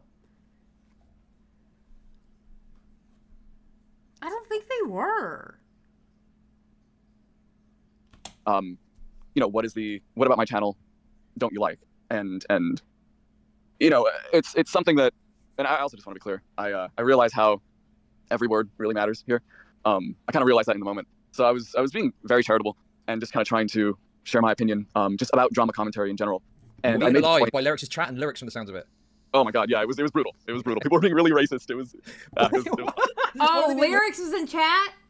Oh, there we go. He goes, "This is not true. Look at 732 in his video." Lerix popped in and go, "Nah, dog. Nah, dog. No. I'm gonna give you the timestamp." Hold on one second. My husband just walked in. I gotta tell him something real quick.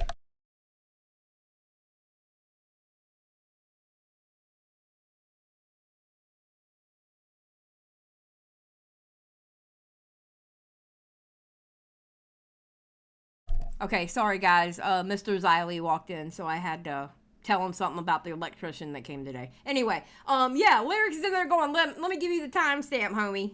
No. Racist.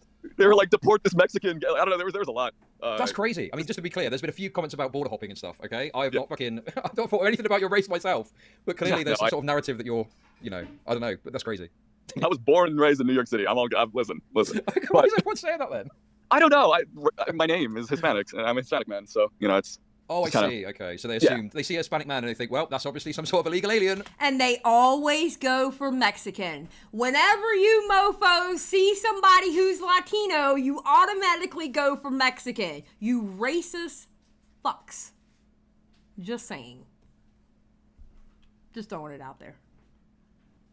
I'm memeing. But it's true, though. It's true. They always go for Mexican every time. It doesn't matter. Mexico is apparently the only Latin country in the world. Fucking hell, that's very racist. So I was seeing all these comments. I wasn't like, you know, like really hurt by it, but I was shocked. I was definitely kind of, I was really on edge. So I had a hard time answering his questions, and he moved to Okay, listen. I have forgotten his name at the time. I made a mistake, and I fixed it, okay? I fixed it. Shut up, Talon. Damn it. I fixed it. A lot of different talking points, and I was trailing behind. And yeah, so an example that people are bringing up, which I just kind of want to clarify more, is the Boblax drama. The Boblax take, yep. Okay. So yeah, I saw that a lot in your chat, and people were saying it a lot. To be clear, I am not like my main extent to interacting with these people is just kind of saying hi at VidCon.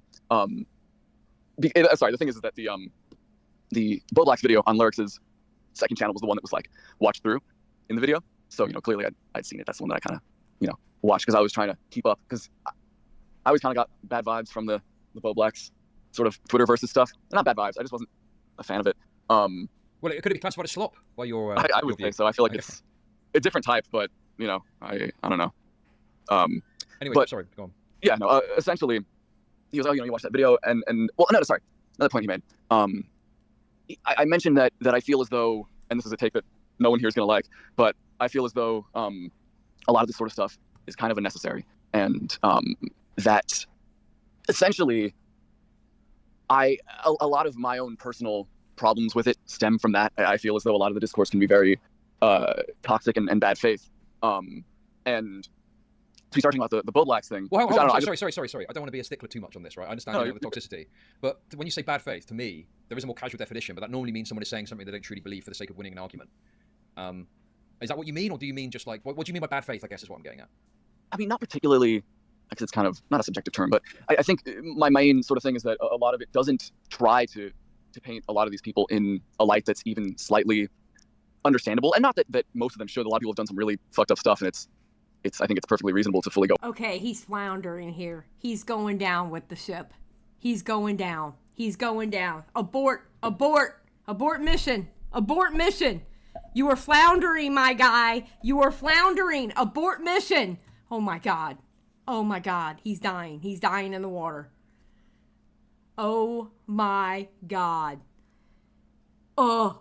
Go at them. But I feel like a lot of it is uncharitable, I suppose. And again, and with the misinformation stuff, I feel a lot of it is also bad faith because there's lies being made about people, and they're not even really given a chance to defend themselves. So I guess the question would be, what lies do you feel that Lerix told in regards to Boblax that you don't like? Well, that's the thing. That's my biggest failing point here, is that I wasn't directly referring to Lerix's video about Boblax. MV, I think you're 100% correct. He's afraid of calling out examples because he knows people will jump down his throat. Yes, I do agree with you. I 100% agree with you. I think that's it, exactly. Yep. I use it as an example of how the community kind of just will attack anybody. Because from my point of view, and this could be very mistaken, but from my point of view, he seemed to be friends with just about everybody. And then in the matter of a week, everyone he seemed to be very close with is completely tearing him to shreds in a way that to me felt very out of left field. And I okay, remember in my first Boblax stream, what did I say to y'all? I said that I know a lot of you are confused as viewers because there is a lot in the background that's going on that y'all don't understand and y'all don't know. And I specifically said I knew Nick was going live that night and I was hoping that he would give more clarification for y'all. Because to the viewer, it did look like it was all of a sudden. Like, oh my God, last week y'all were just joking with him on Twitter and now you're, jumping down his throat. It was confusing for y'all. It was legit confusing for y'all. So he's actually looking at this from a viewer standpoint because he didn't understand. He didn't know. And he must not have watched all the clarifications on it. Was familiar with enough of the controversy. I know he faked having BPD and was just kind of narcissistic and self-aggrandizing and that sort of thing. And I saw parts of the... Yeah, exactly, Sliggins. It was brewing behind the scenes for months at that point. Yes, 100%. Yes. The Augie commentary 8s, I think it was, live stream video. Yeah. But I suppose I was caught up with older information. So okay, I could just address this because I can absolutely see how from the outside looking in, and at times I personally got bored with the coverage because it seems like I don't really care about this that much. I've covered the main bits and I'm going to move on, right? But I think the problem comes in for me where there's always this contradictory standard that the commentary community is held to, and it's simultaneously you're defending your own, but then also you're cannibalistic and you'll feed on each other at a given opportunity. And it's like, you know, Bo Blacks, I would probably agree, did get too much grace over the past few years from people. Yes. That is a hindsight perspective, but I think that's the case. But then when it got to a point where these issues were unbearable for people, and it got to a point where it was felt like he could no longer be supported in that way, at that point people started to cut ties. And yes, of course, there is a kind of, I guess, piranha type thing. People get fed on. I made a bunch of videos about it. It's true. It's true. That's how this community works.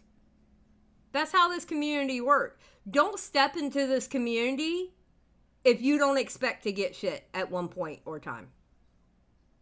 Don't step into this community if you think that you won't catch hell if you fuck up.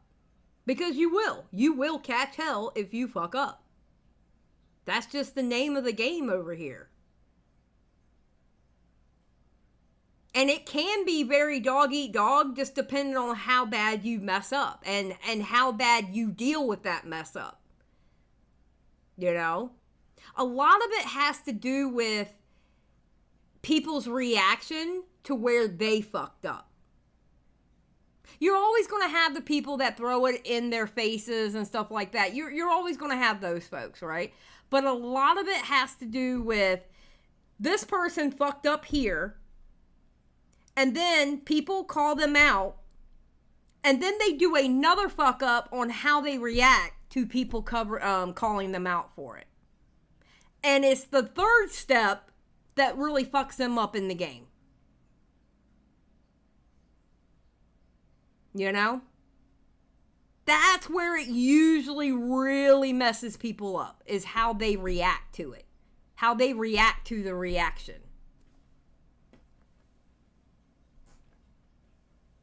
I think this is very much a product of the ecosystem of the platform rather than a personal thing. For Lerix, maybe it was a bit personal because he had this call recorded and it was leaked. But certainly for me, I've always been fairly neutral towards Bo Blacks, and I just saw an opportunity to turn out a bunch of slop about the Bo Blacks situation, and I did. So I think, you know, there's a contradictory standard that's upheld by a lot of people. You know, simultaneously, you look after your own, but then criticize when people get kicked out of the clubhouse, so to speak, because they've done something really wrong or bad. But then also there's a dynamic where I think people are just trying to make content out of it. And it feels like you've watched maybe a few videos about it and come to a conclusion. Maybe you would have a conclusion if you looked at all of it, but I think when you look at all of it, it becomes much clearer what's happened, and maybe you might have a different perspective. Yeah, sorry. I certainly agree with that. From the perspective I was given, that's certainly what it felt like, especially, you know, just to reiterate, as someone who's not involved, I only see the human to human aspect of it. Like, the only times I've really seen this happening is when, you know, these guys are, you know, hanging out and drinking together and having a good time with each other. And then like 2 months later, the guy that was like, you know, pretty well beloved is hated by everybody. And again, I was keeping up with the drama to an extent, but then it just felt like it wasn't something that I really wanted to focus on my own energy with. But yeah, it's just, it really is, it's an interesting thing to see, because, you know, I don't know what the personal input is, in a sense, right? I don't know what people's intent is, but I mean, I'm sure you can understand why it would kind of seem like turning on someone who's a friend would seem a little like... I can understand it. I can definitely understand it, because you were looking at it through a viewer. You didn't have like any kind of like inside knowledge of even the slightest. Like, you didn't know this was boiling over. You were looking at it like the audience. You were looking at it from an audience point of view. I can understand that. However, there was the videos out there that explained everything. You know? I don't know, not off. I don't think it's bad faith. Well, I think the concept of, oh, a friend is turning on a friend. Yeah, I can understand why someone looks at that and goes, oh my God, I can't believe that's happened.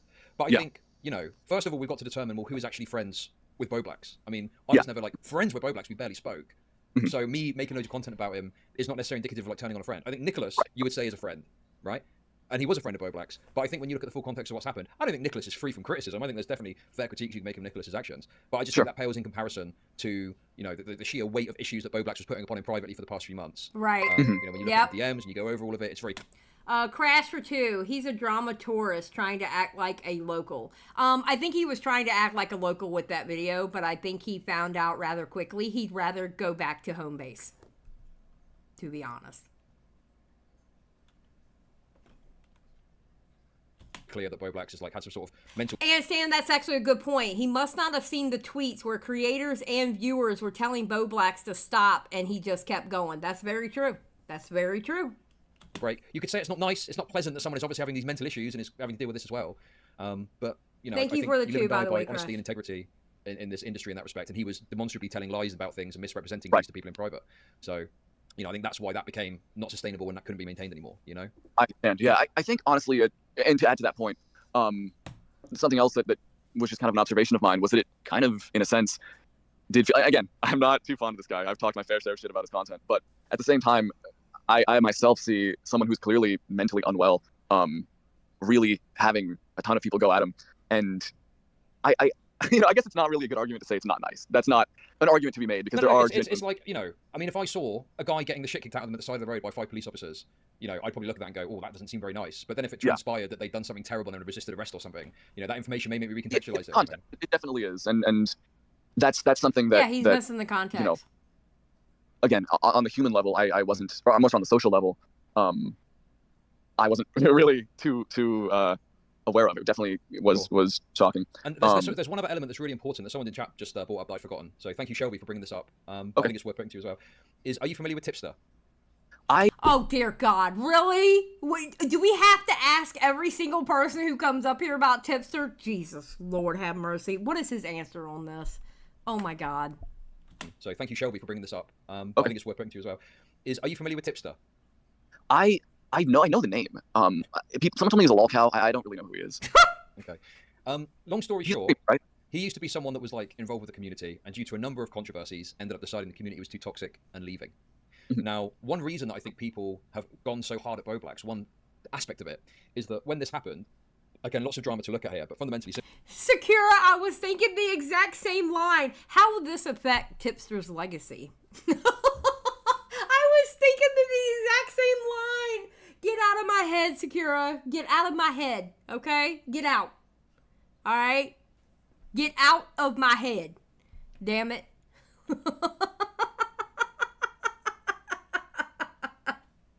Simply, he started doing what he called bully streams against Tipster, and so he would fire a stream and he would watch Tipster's content and find any angle to like, go at him, call him a loser, call him a freak, you know, have a go at his. There's times at which he would have a go at his very identity and, you know, talk about his move towards the pro-LGBT side, despite ended up being non-binary himself. So I think people looked at that and thought, well, hang on a sec, he's like made hay while the sun shines, bullying this Tipster guy, and now the pressure's on him and he's kind of folding like a blanket. And I think that hypocrisy, I think, also has fueled this reaction to what Boblax has done personally. That makes sense. So yeah, that definitely checks out. Because that is, I mean, a better example than the police officer example. You see a kid in a playground getting beaten up by the other kids, and you think, "Oh, that looks bad." But then it turns out that kid has been going around making life hell for another kid and bullying him. And so, you might still think, "Oh, that looks rough," but you can at least understand why that is happening. Maybe I don't know. Yeah, no, I understand completely what you're saying. I suppose, but I mean, and this might not be a great argument, but at least just from the emotional side, doesn't it kind of Crash? I know you did not just say that. Someone take this guy to Keno Casino. Crash. No. I don't think he could. No, I don't think that's the content for him. At least to me, someone who is like on the spectrum and clearly has a lot of mental issues, I feel as though, not that they should be given more of an out, not at all. I think that doesn't excuse you from anything. But at the same time, like, they wouldn't have the same sort of, I don't know, perhaps, and I could be completely mistaken, but just from what it seems like, from what I'm hearing now, it just seems like the actions of a mentally unwell man. It is.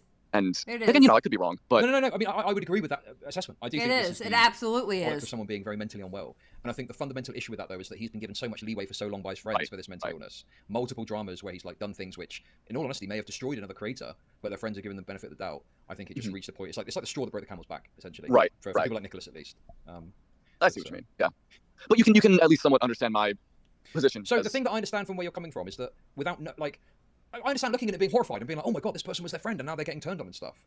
And you may even still feel horrified with it, knowing all the context. But I just think the context is crucial to understand at least, you know, why it's happening. But, certainly, Chud is just banging it out of the park. Good job. Chud is fair. Chud is fair. I think, you know, the context definitely helps a lot. But and also, Kiki, you're not wrong. He's gonna die when he finds out about URR. talking about making jokes about like horrible situations. Oh my god. Has he seen a Nick stream where he has the whole flashy thing about URR? Oh my god. He's gonna be like, oh my god, what was I thinking?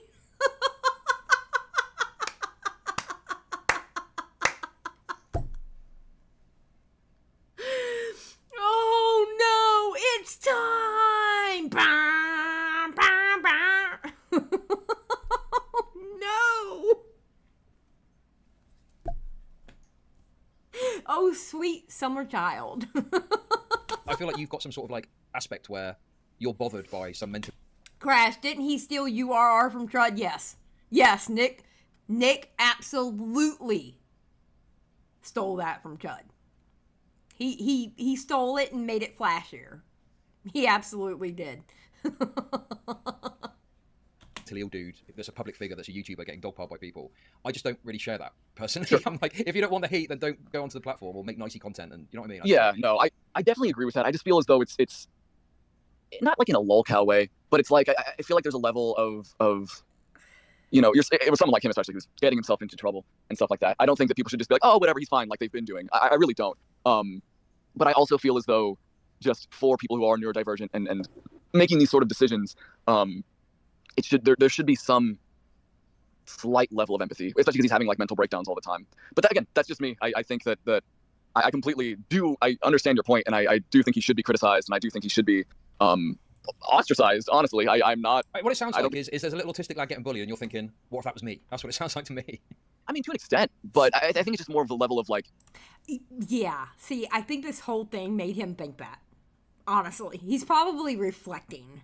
Okay? Because he's like, oh, these people, good God, they come in hot. Well, I mean, bro, with that video, what did you expect? He had to learn. He had to learn. Trial by fire. Empathy for the situation, you know? Okay. Yeah, sure. And look, you know, obviously, I'm sorry about it, but I can totally understand someone from the outside looking in and having a different perspective, right? It's understandable. I've got this to play to you. Sure. I've just gone and looked and scanned through, and I think this is hopefully going to clarify this aspect of the Lerix thing. Okay, so gotcha. I'm just going to go ahead and share this screen here. Let me just grab it quickly. Wait. Oh, should I check the stream? Or? No, it's fine. I can't. For some reason, it's not throwing up. I don't know what's going on here, but oh, here we go. I've got it now. Sorry. Here we go. Right. There we go.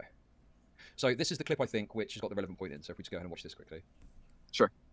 Confusing, but, you know, just stick with me. Drama commentary channels often upload on a near daily basis, covering the topical news in online culture. They almost never cover anything other than controversy and scandal, though, since mass audiences don't seem to care for stories regarding anything positive, right? These channels are often in a mad dash to be the first to cover something topical, whether or not their information is correct, and also whether or not there's actually any additional information. They'll still cover the same topic over and over and over and over. So, yeah. My understanding of this then is at the tail end of that, you say whether or not their information is correct, and you've got Lerix's channel on the screen. You can understand how people may interpret that as you talking about Lerix, right? Yeah. No, I definitely see that. That wasn't the intent, because I'm speaking very broadly. And really I'm just displaying a bunch of channels. Yeah, but listen. You may have been speaking broadly, but when you're showing channels and you're showing it channels as examples on the screen as you're talking, that person is going to take it that you are talking about them.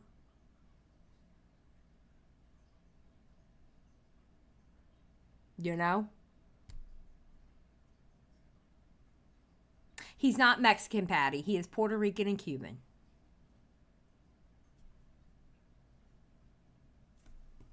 Channels that fit into the many, and honestly, that's seems a bit sloppy from where I'm sitting, I must say. I would agree with that. That's what I was going to say. That's the point that you made at the start that I feel rings very true. Yeah, no, it's to that point, you know, where it wasn't like a conscious, like, oh, you know, this guy makes dishonest content. It's just kind of, I saw his channel, I saw what he did, and I felt as though it fit into the overall narrative, and visually the thumbnails also fit for what I was talking about, so I included it as footage. Not as Did you do any research on the channel in full, or in any depth to make sure that it kind of fit within the criteria you're putting out, though? On Lerix? Yeah, I know, Patty. I was just videos, messing with you. I mean, I'm not messing with you. I'm not messing with you in the fact that it is true. He's Puerto Rican and Cuban, but I get you were. Believe me, I get it was a joke. I was kind of joking back with you. Don't take me too serious. You'll know when to take me serious. When I start banging my desk and screaming, that's when to take me serious. See, okay, I mean, this gets down to the fundamental problem, is it could be formatted as a slop video, but who cares about that? Surely the lying and the misinformation and the getting stuff wrong should be the focus there, I would have thought.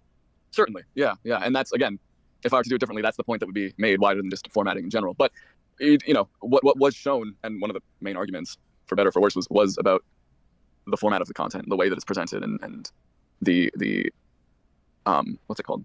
I don't know. I mean, look, this is the problem, is you're casting this wide net, and it's like, okay, these 10 channels are slop. Okay, fine. But if 8 of those channels put out correct information, who cares if it's in a slop format? It's the 2 channels that are pumping out the lies and misinformation. They're the ones that should be of concern, I would have thought. Yes. Yes. Listen, target the ones who put out misinformation. You know? Target those guys. And don't interview them. Just saying. And it's just this broad focus that's fucked you over. Definitely. Very hard. It was a bad decision. And definitely don't send people over to the channel. Dog pack. I don't really have anything to Yeah, sure. that. I mean, you know, that's fine. I don't want to, like, own you repeatedly or something. Right? I'm just trying to be, like, reasonable about this. But, you know, I guess it is just frustrating that you've gone so hard on these slop channels and you've made sloppy decisions yourself, which has lessened your video. It's like, I don't want to be a hypocrisy hunter, but it's kind of wild. You know, you didn't do any research for these interviews. It's edited in a way that gives the impression that Lerix is, you're categorizing as a channel that gets stuff wrong regularly. Yeah, it's not good. But... Yeah, no, certainly. Yeah. And that's honestly, like, I feel as though I'm in kind of a weird space right now. You know, going back to just taking, you know, privating and making a post talking about why and the things that I got wrong. Because honestly, I don't want to misrepresent. That's not my intention. And you know, honestly, I feel bad about it. So I think as cowardly as that may seem, for myself, it feels like the more honorable thing to do. I'm going to say something chat's not going to like because they all hate you, apparently, okay? But you are stuck between a rock and a hard place. You either double down and fight this on, and then you're wrong. Even from your perspective, you're wrong, and you're just fighting for the sake of fight. Yeah, at this point, there's nothing he can do that's right. If he takes down the video, he's a coward. If he keeps the video up, people are going to scream for him to take it down. Honestly, that's why I said it's up to him what to do.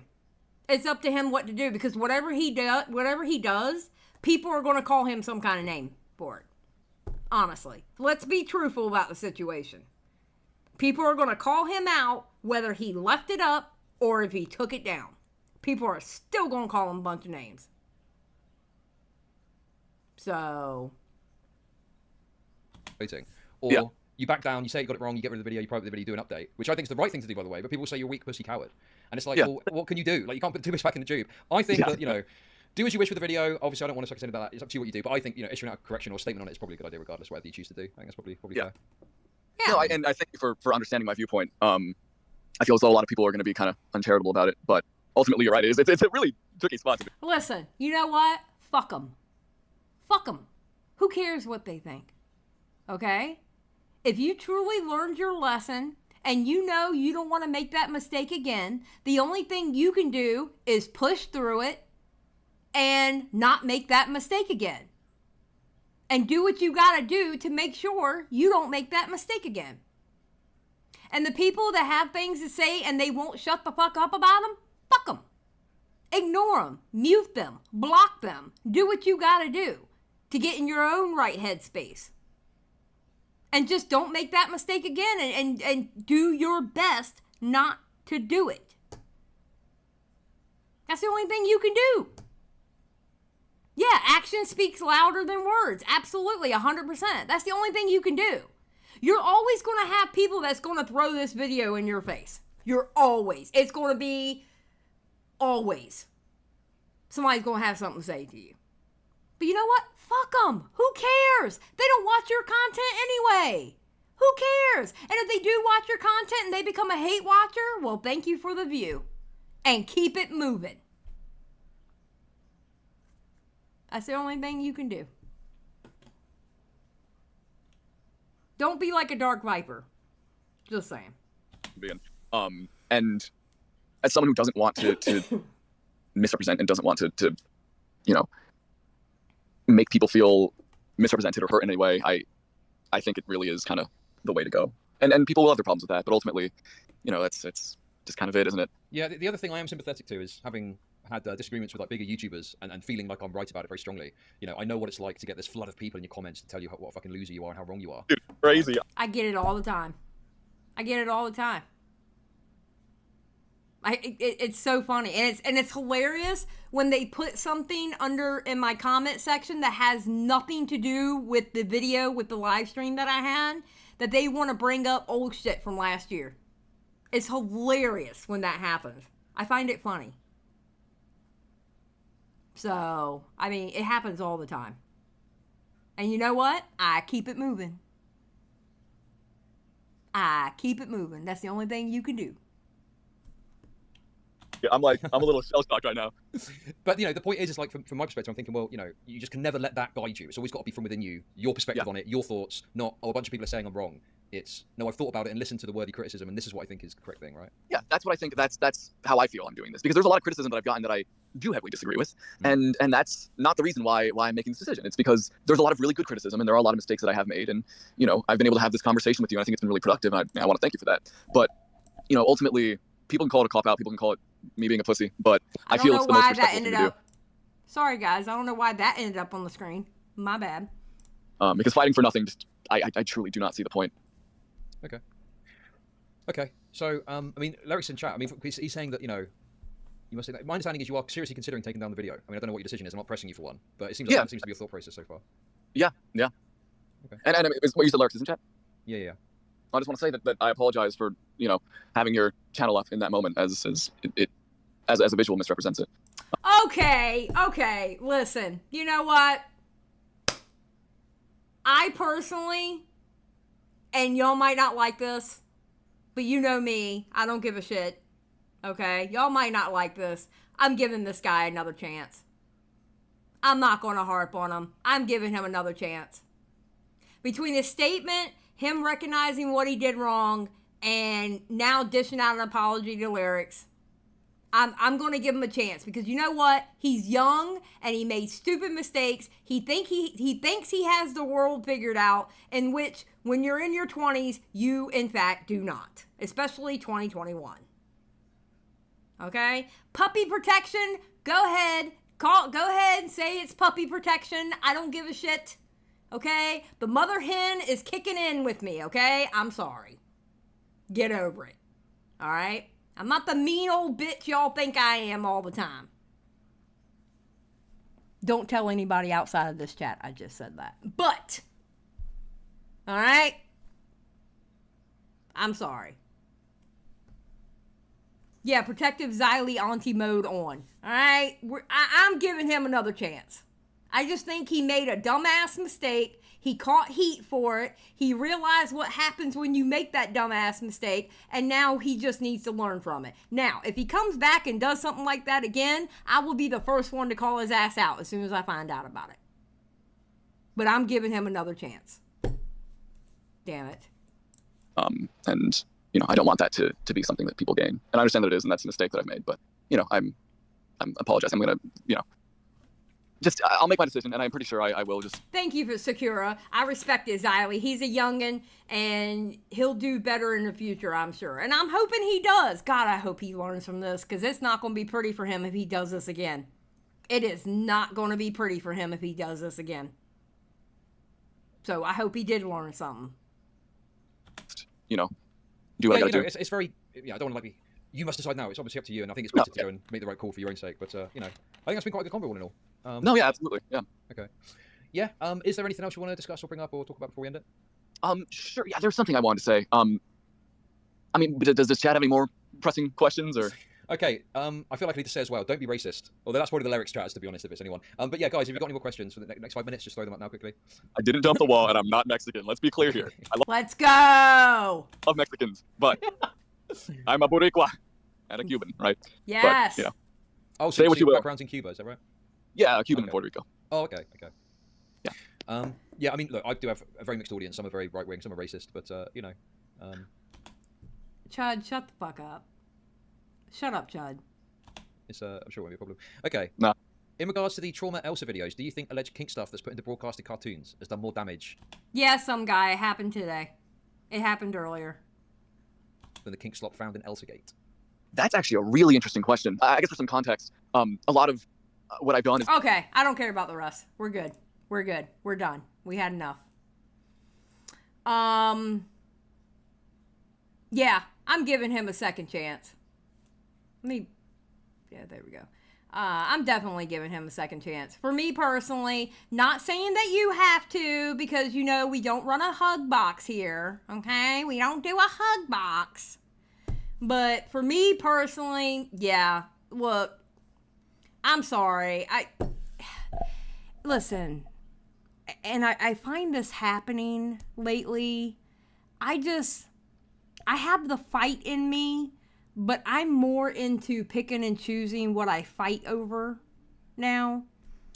And with his age and how he's reacted to this, I feel like he's going to learn something, hopefully. You know, I think he deserves a second chance. I think he knows where he messed up, and, you know, hopefully he learns something.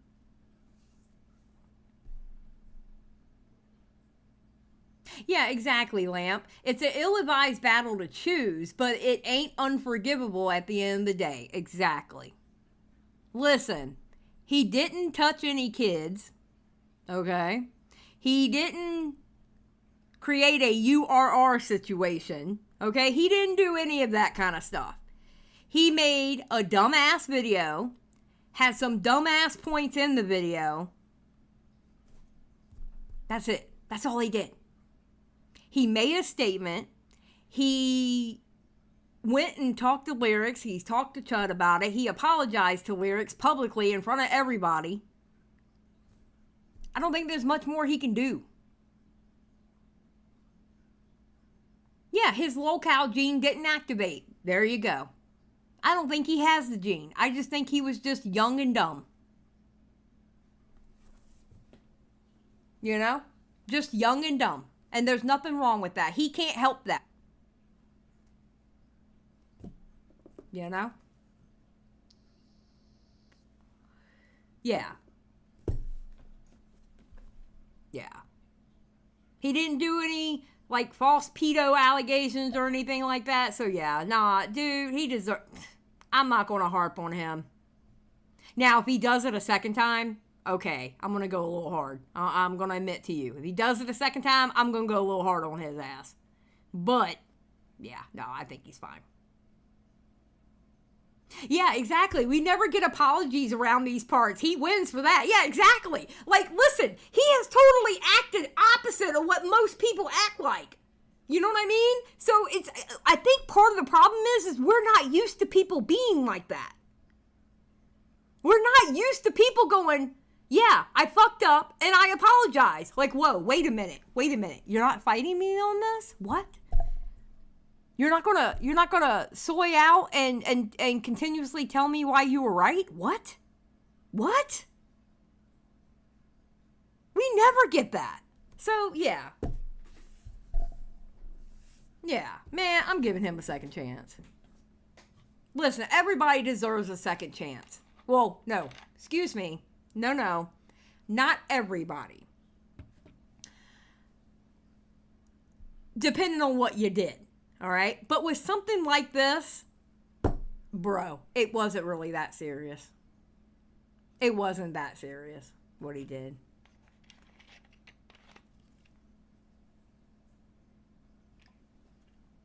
Off topic, J. Cole dropped a response song on why he dipped out of the battle. Oh, did he really? Ninja? Oh, I'll have to look that up. Thank you for telling me. Beaver McWood, what's the old lady yapping about, chat? How I'm gonna whoop your ass? That's what the old lady's yapping about. How I'm gonna whoop your ass. How about that, Beavers? Okay? How about that, Beavers? It's called Port Antonio. Is that the name of the song, Ninja? Because I'll look it up after I get off. Yeah, I'll have to go look at that. Is that a threat or a palm? Ew, Beavers, shut up. Shut up, Beavers. Ugh. Stop it. Nasty ass. You know I hate that shit. Alright, so the drama is over. He took down the video. He made an apology to Lerix. He talked to Chud.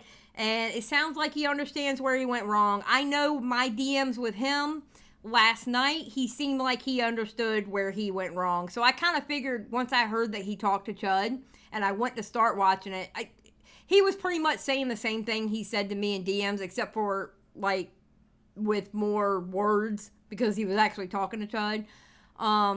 Yeah, give the kid a chance. You know. So, all right. Well, I'm going to get out of here because, yes, it's almost 5:30 and I've got to cook the husband dinner. Okay? I have to go be a wife. I have to go live my best trad wife life. So, all right. Y'all have a great night, day, evening, wherever you are in the world. And I'll see y'all hopefully tomorrow. Peace out, guys.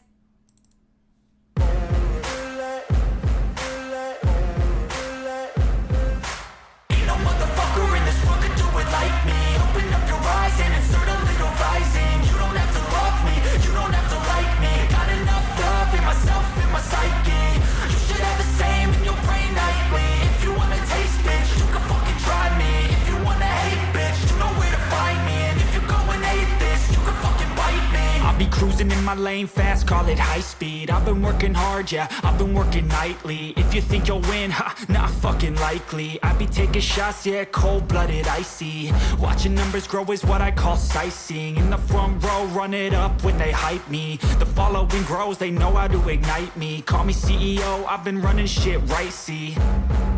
And I ain't playing games, I create my own lane, making pleasure out of pain, turning losses into gains, I'm the boss, I'm making change. I've been rocking this exchange, popping off and risking things, gonna make a fucking name. I just wanna be famous, but I don't want that cheap fame. No, I'm not that vain, I just wanna be greatness. I just wanna be greatness. I just wanna be greatness. I just wanna be greatness. Ain't no motherfucker in this world can do it like me. Open up your eyes and insert a little rising. You don't have to love me, you don't have to like me. Got enough love in myself, in my psyche. You should have the same in your brain nightly. If you wanna taste, bitch, you can fucking try me. If you wanna hate, bitch, you know where to find me. And if you go and hate this, you can fucking bite me. Okay, I'm going off every chance I get. I don't really take a loss, well, I'll admit. That's why I'll make it to the top, yeah, I commit. And no, I'm never getting lost, I get after it. Investing in my own stock, cause it's faster than any crypto hits go, let me spend. Everything that you see is something I invent. And it's only a percent. I'm gonna take shots. If I miss all, forget it. I'll take a fat loss just to learn all that's in it. I'm taking snapshots, learning how to fall and get it. I'm getting back up, always stand tall, don't sweat it. I never back up, I don't miss a thing or regret it. I'm always learning, you could call me academic. I'm always working, never been apathetic. Bad energy is like a poison, needs some antiseptic. Ain't no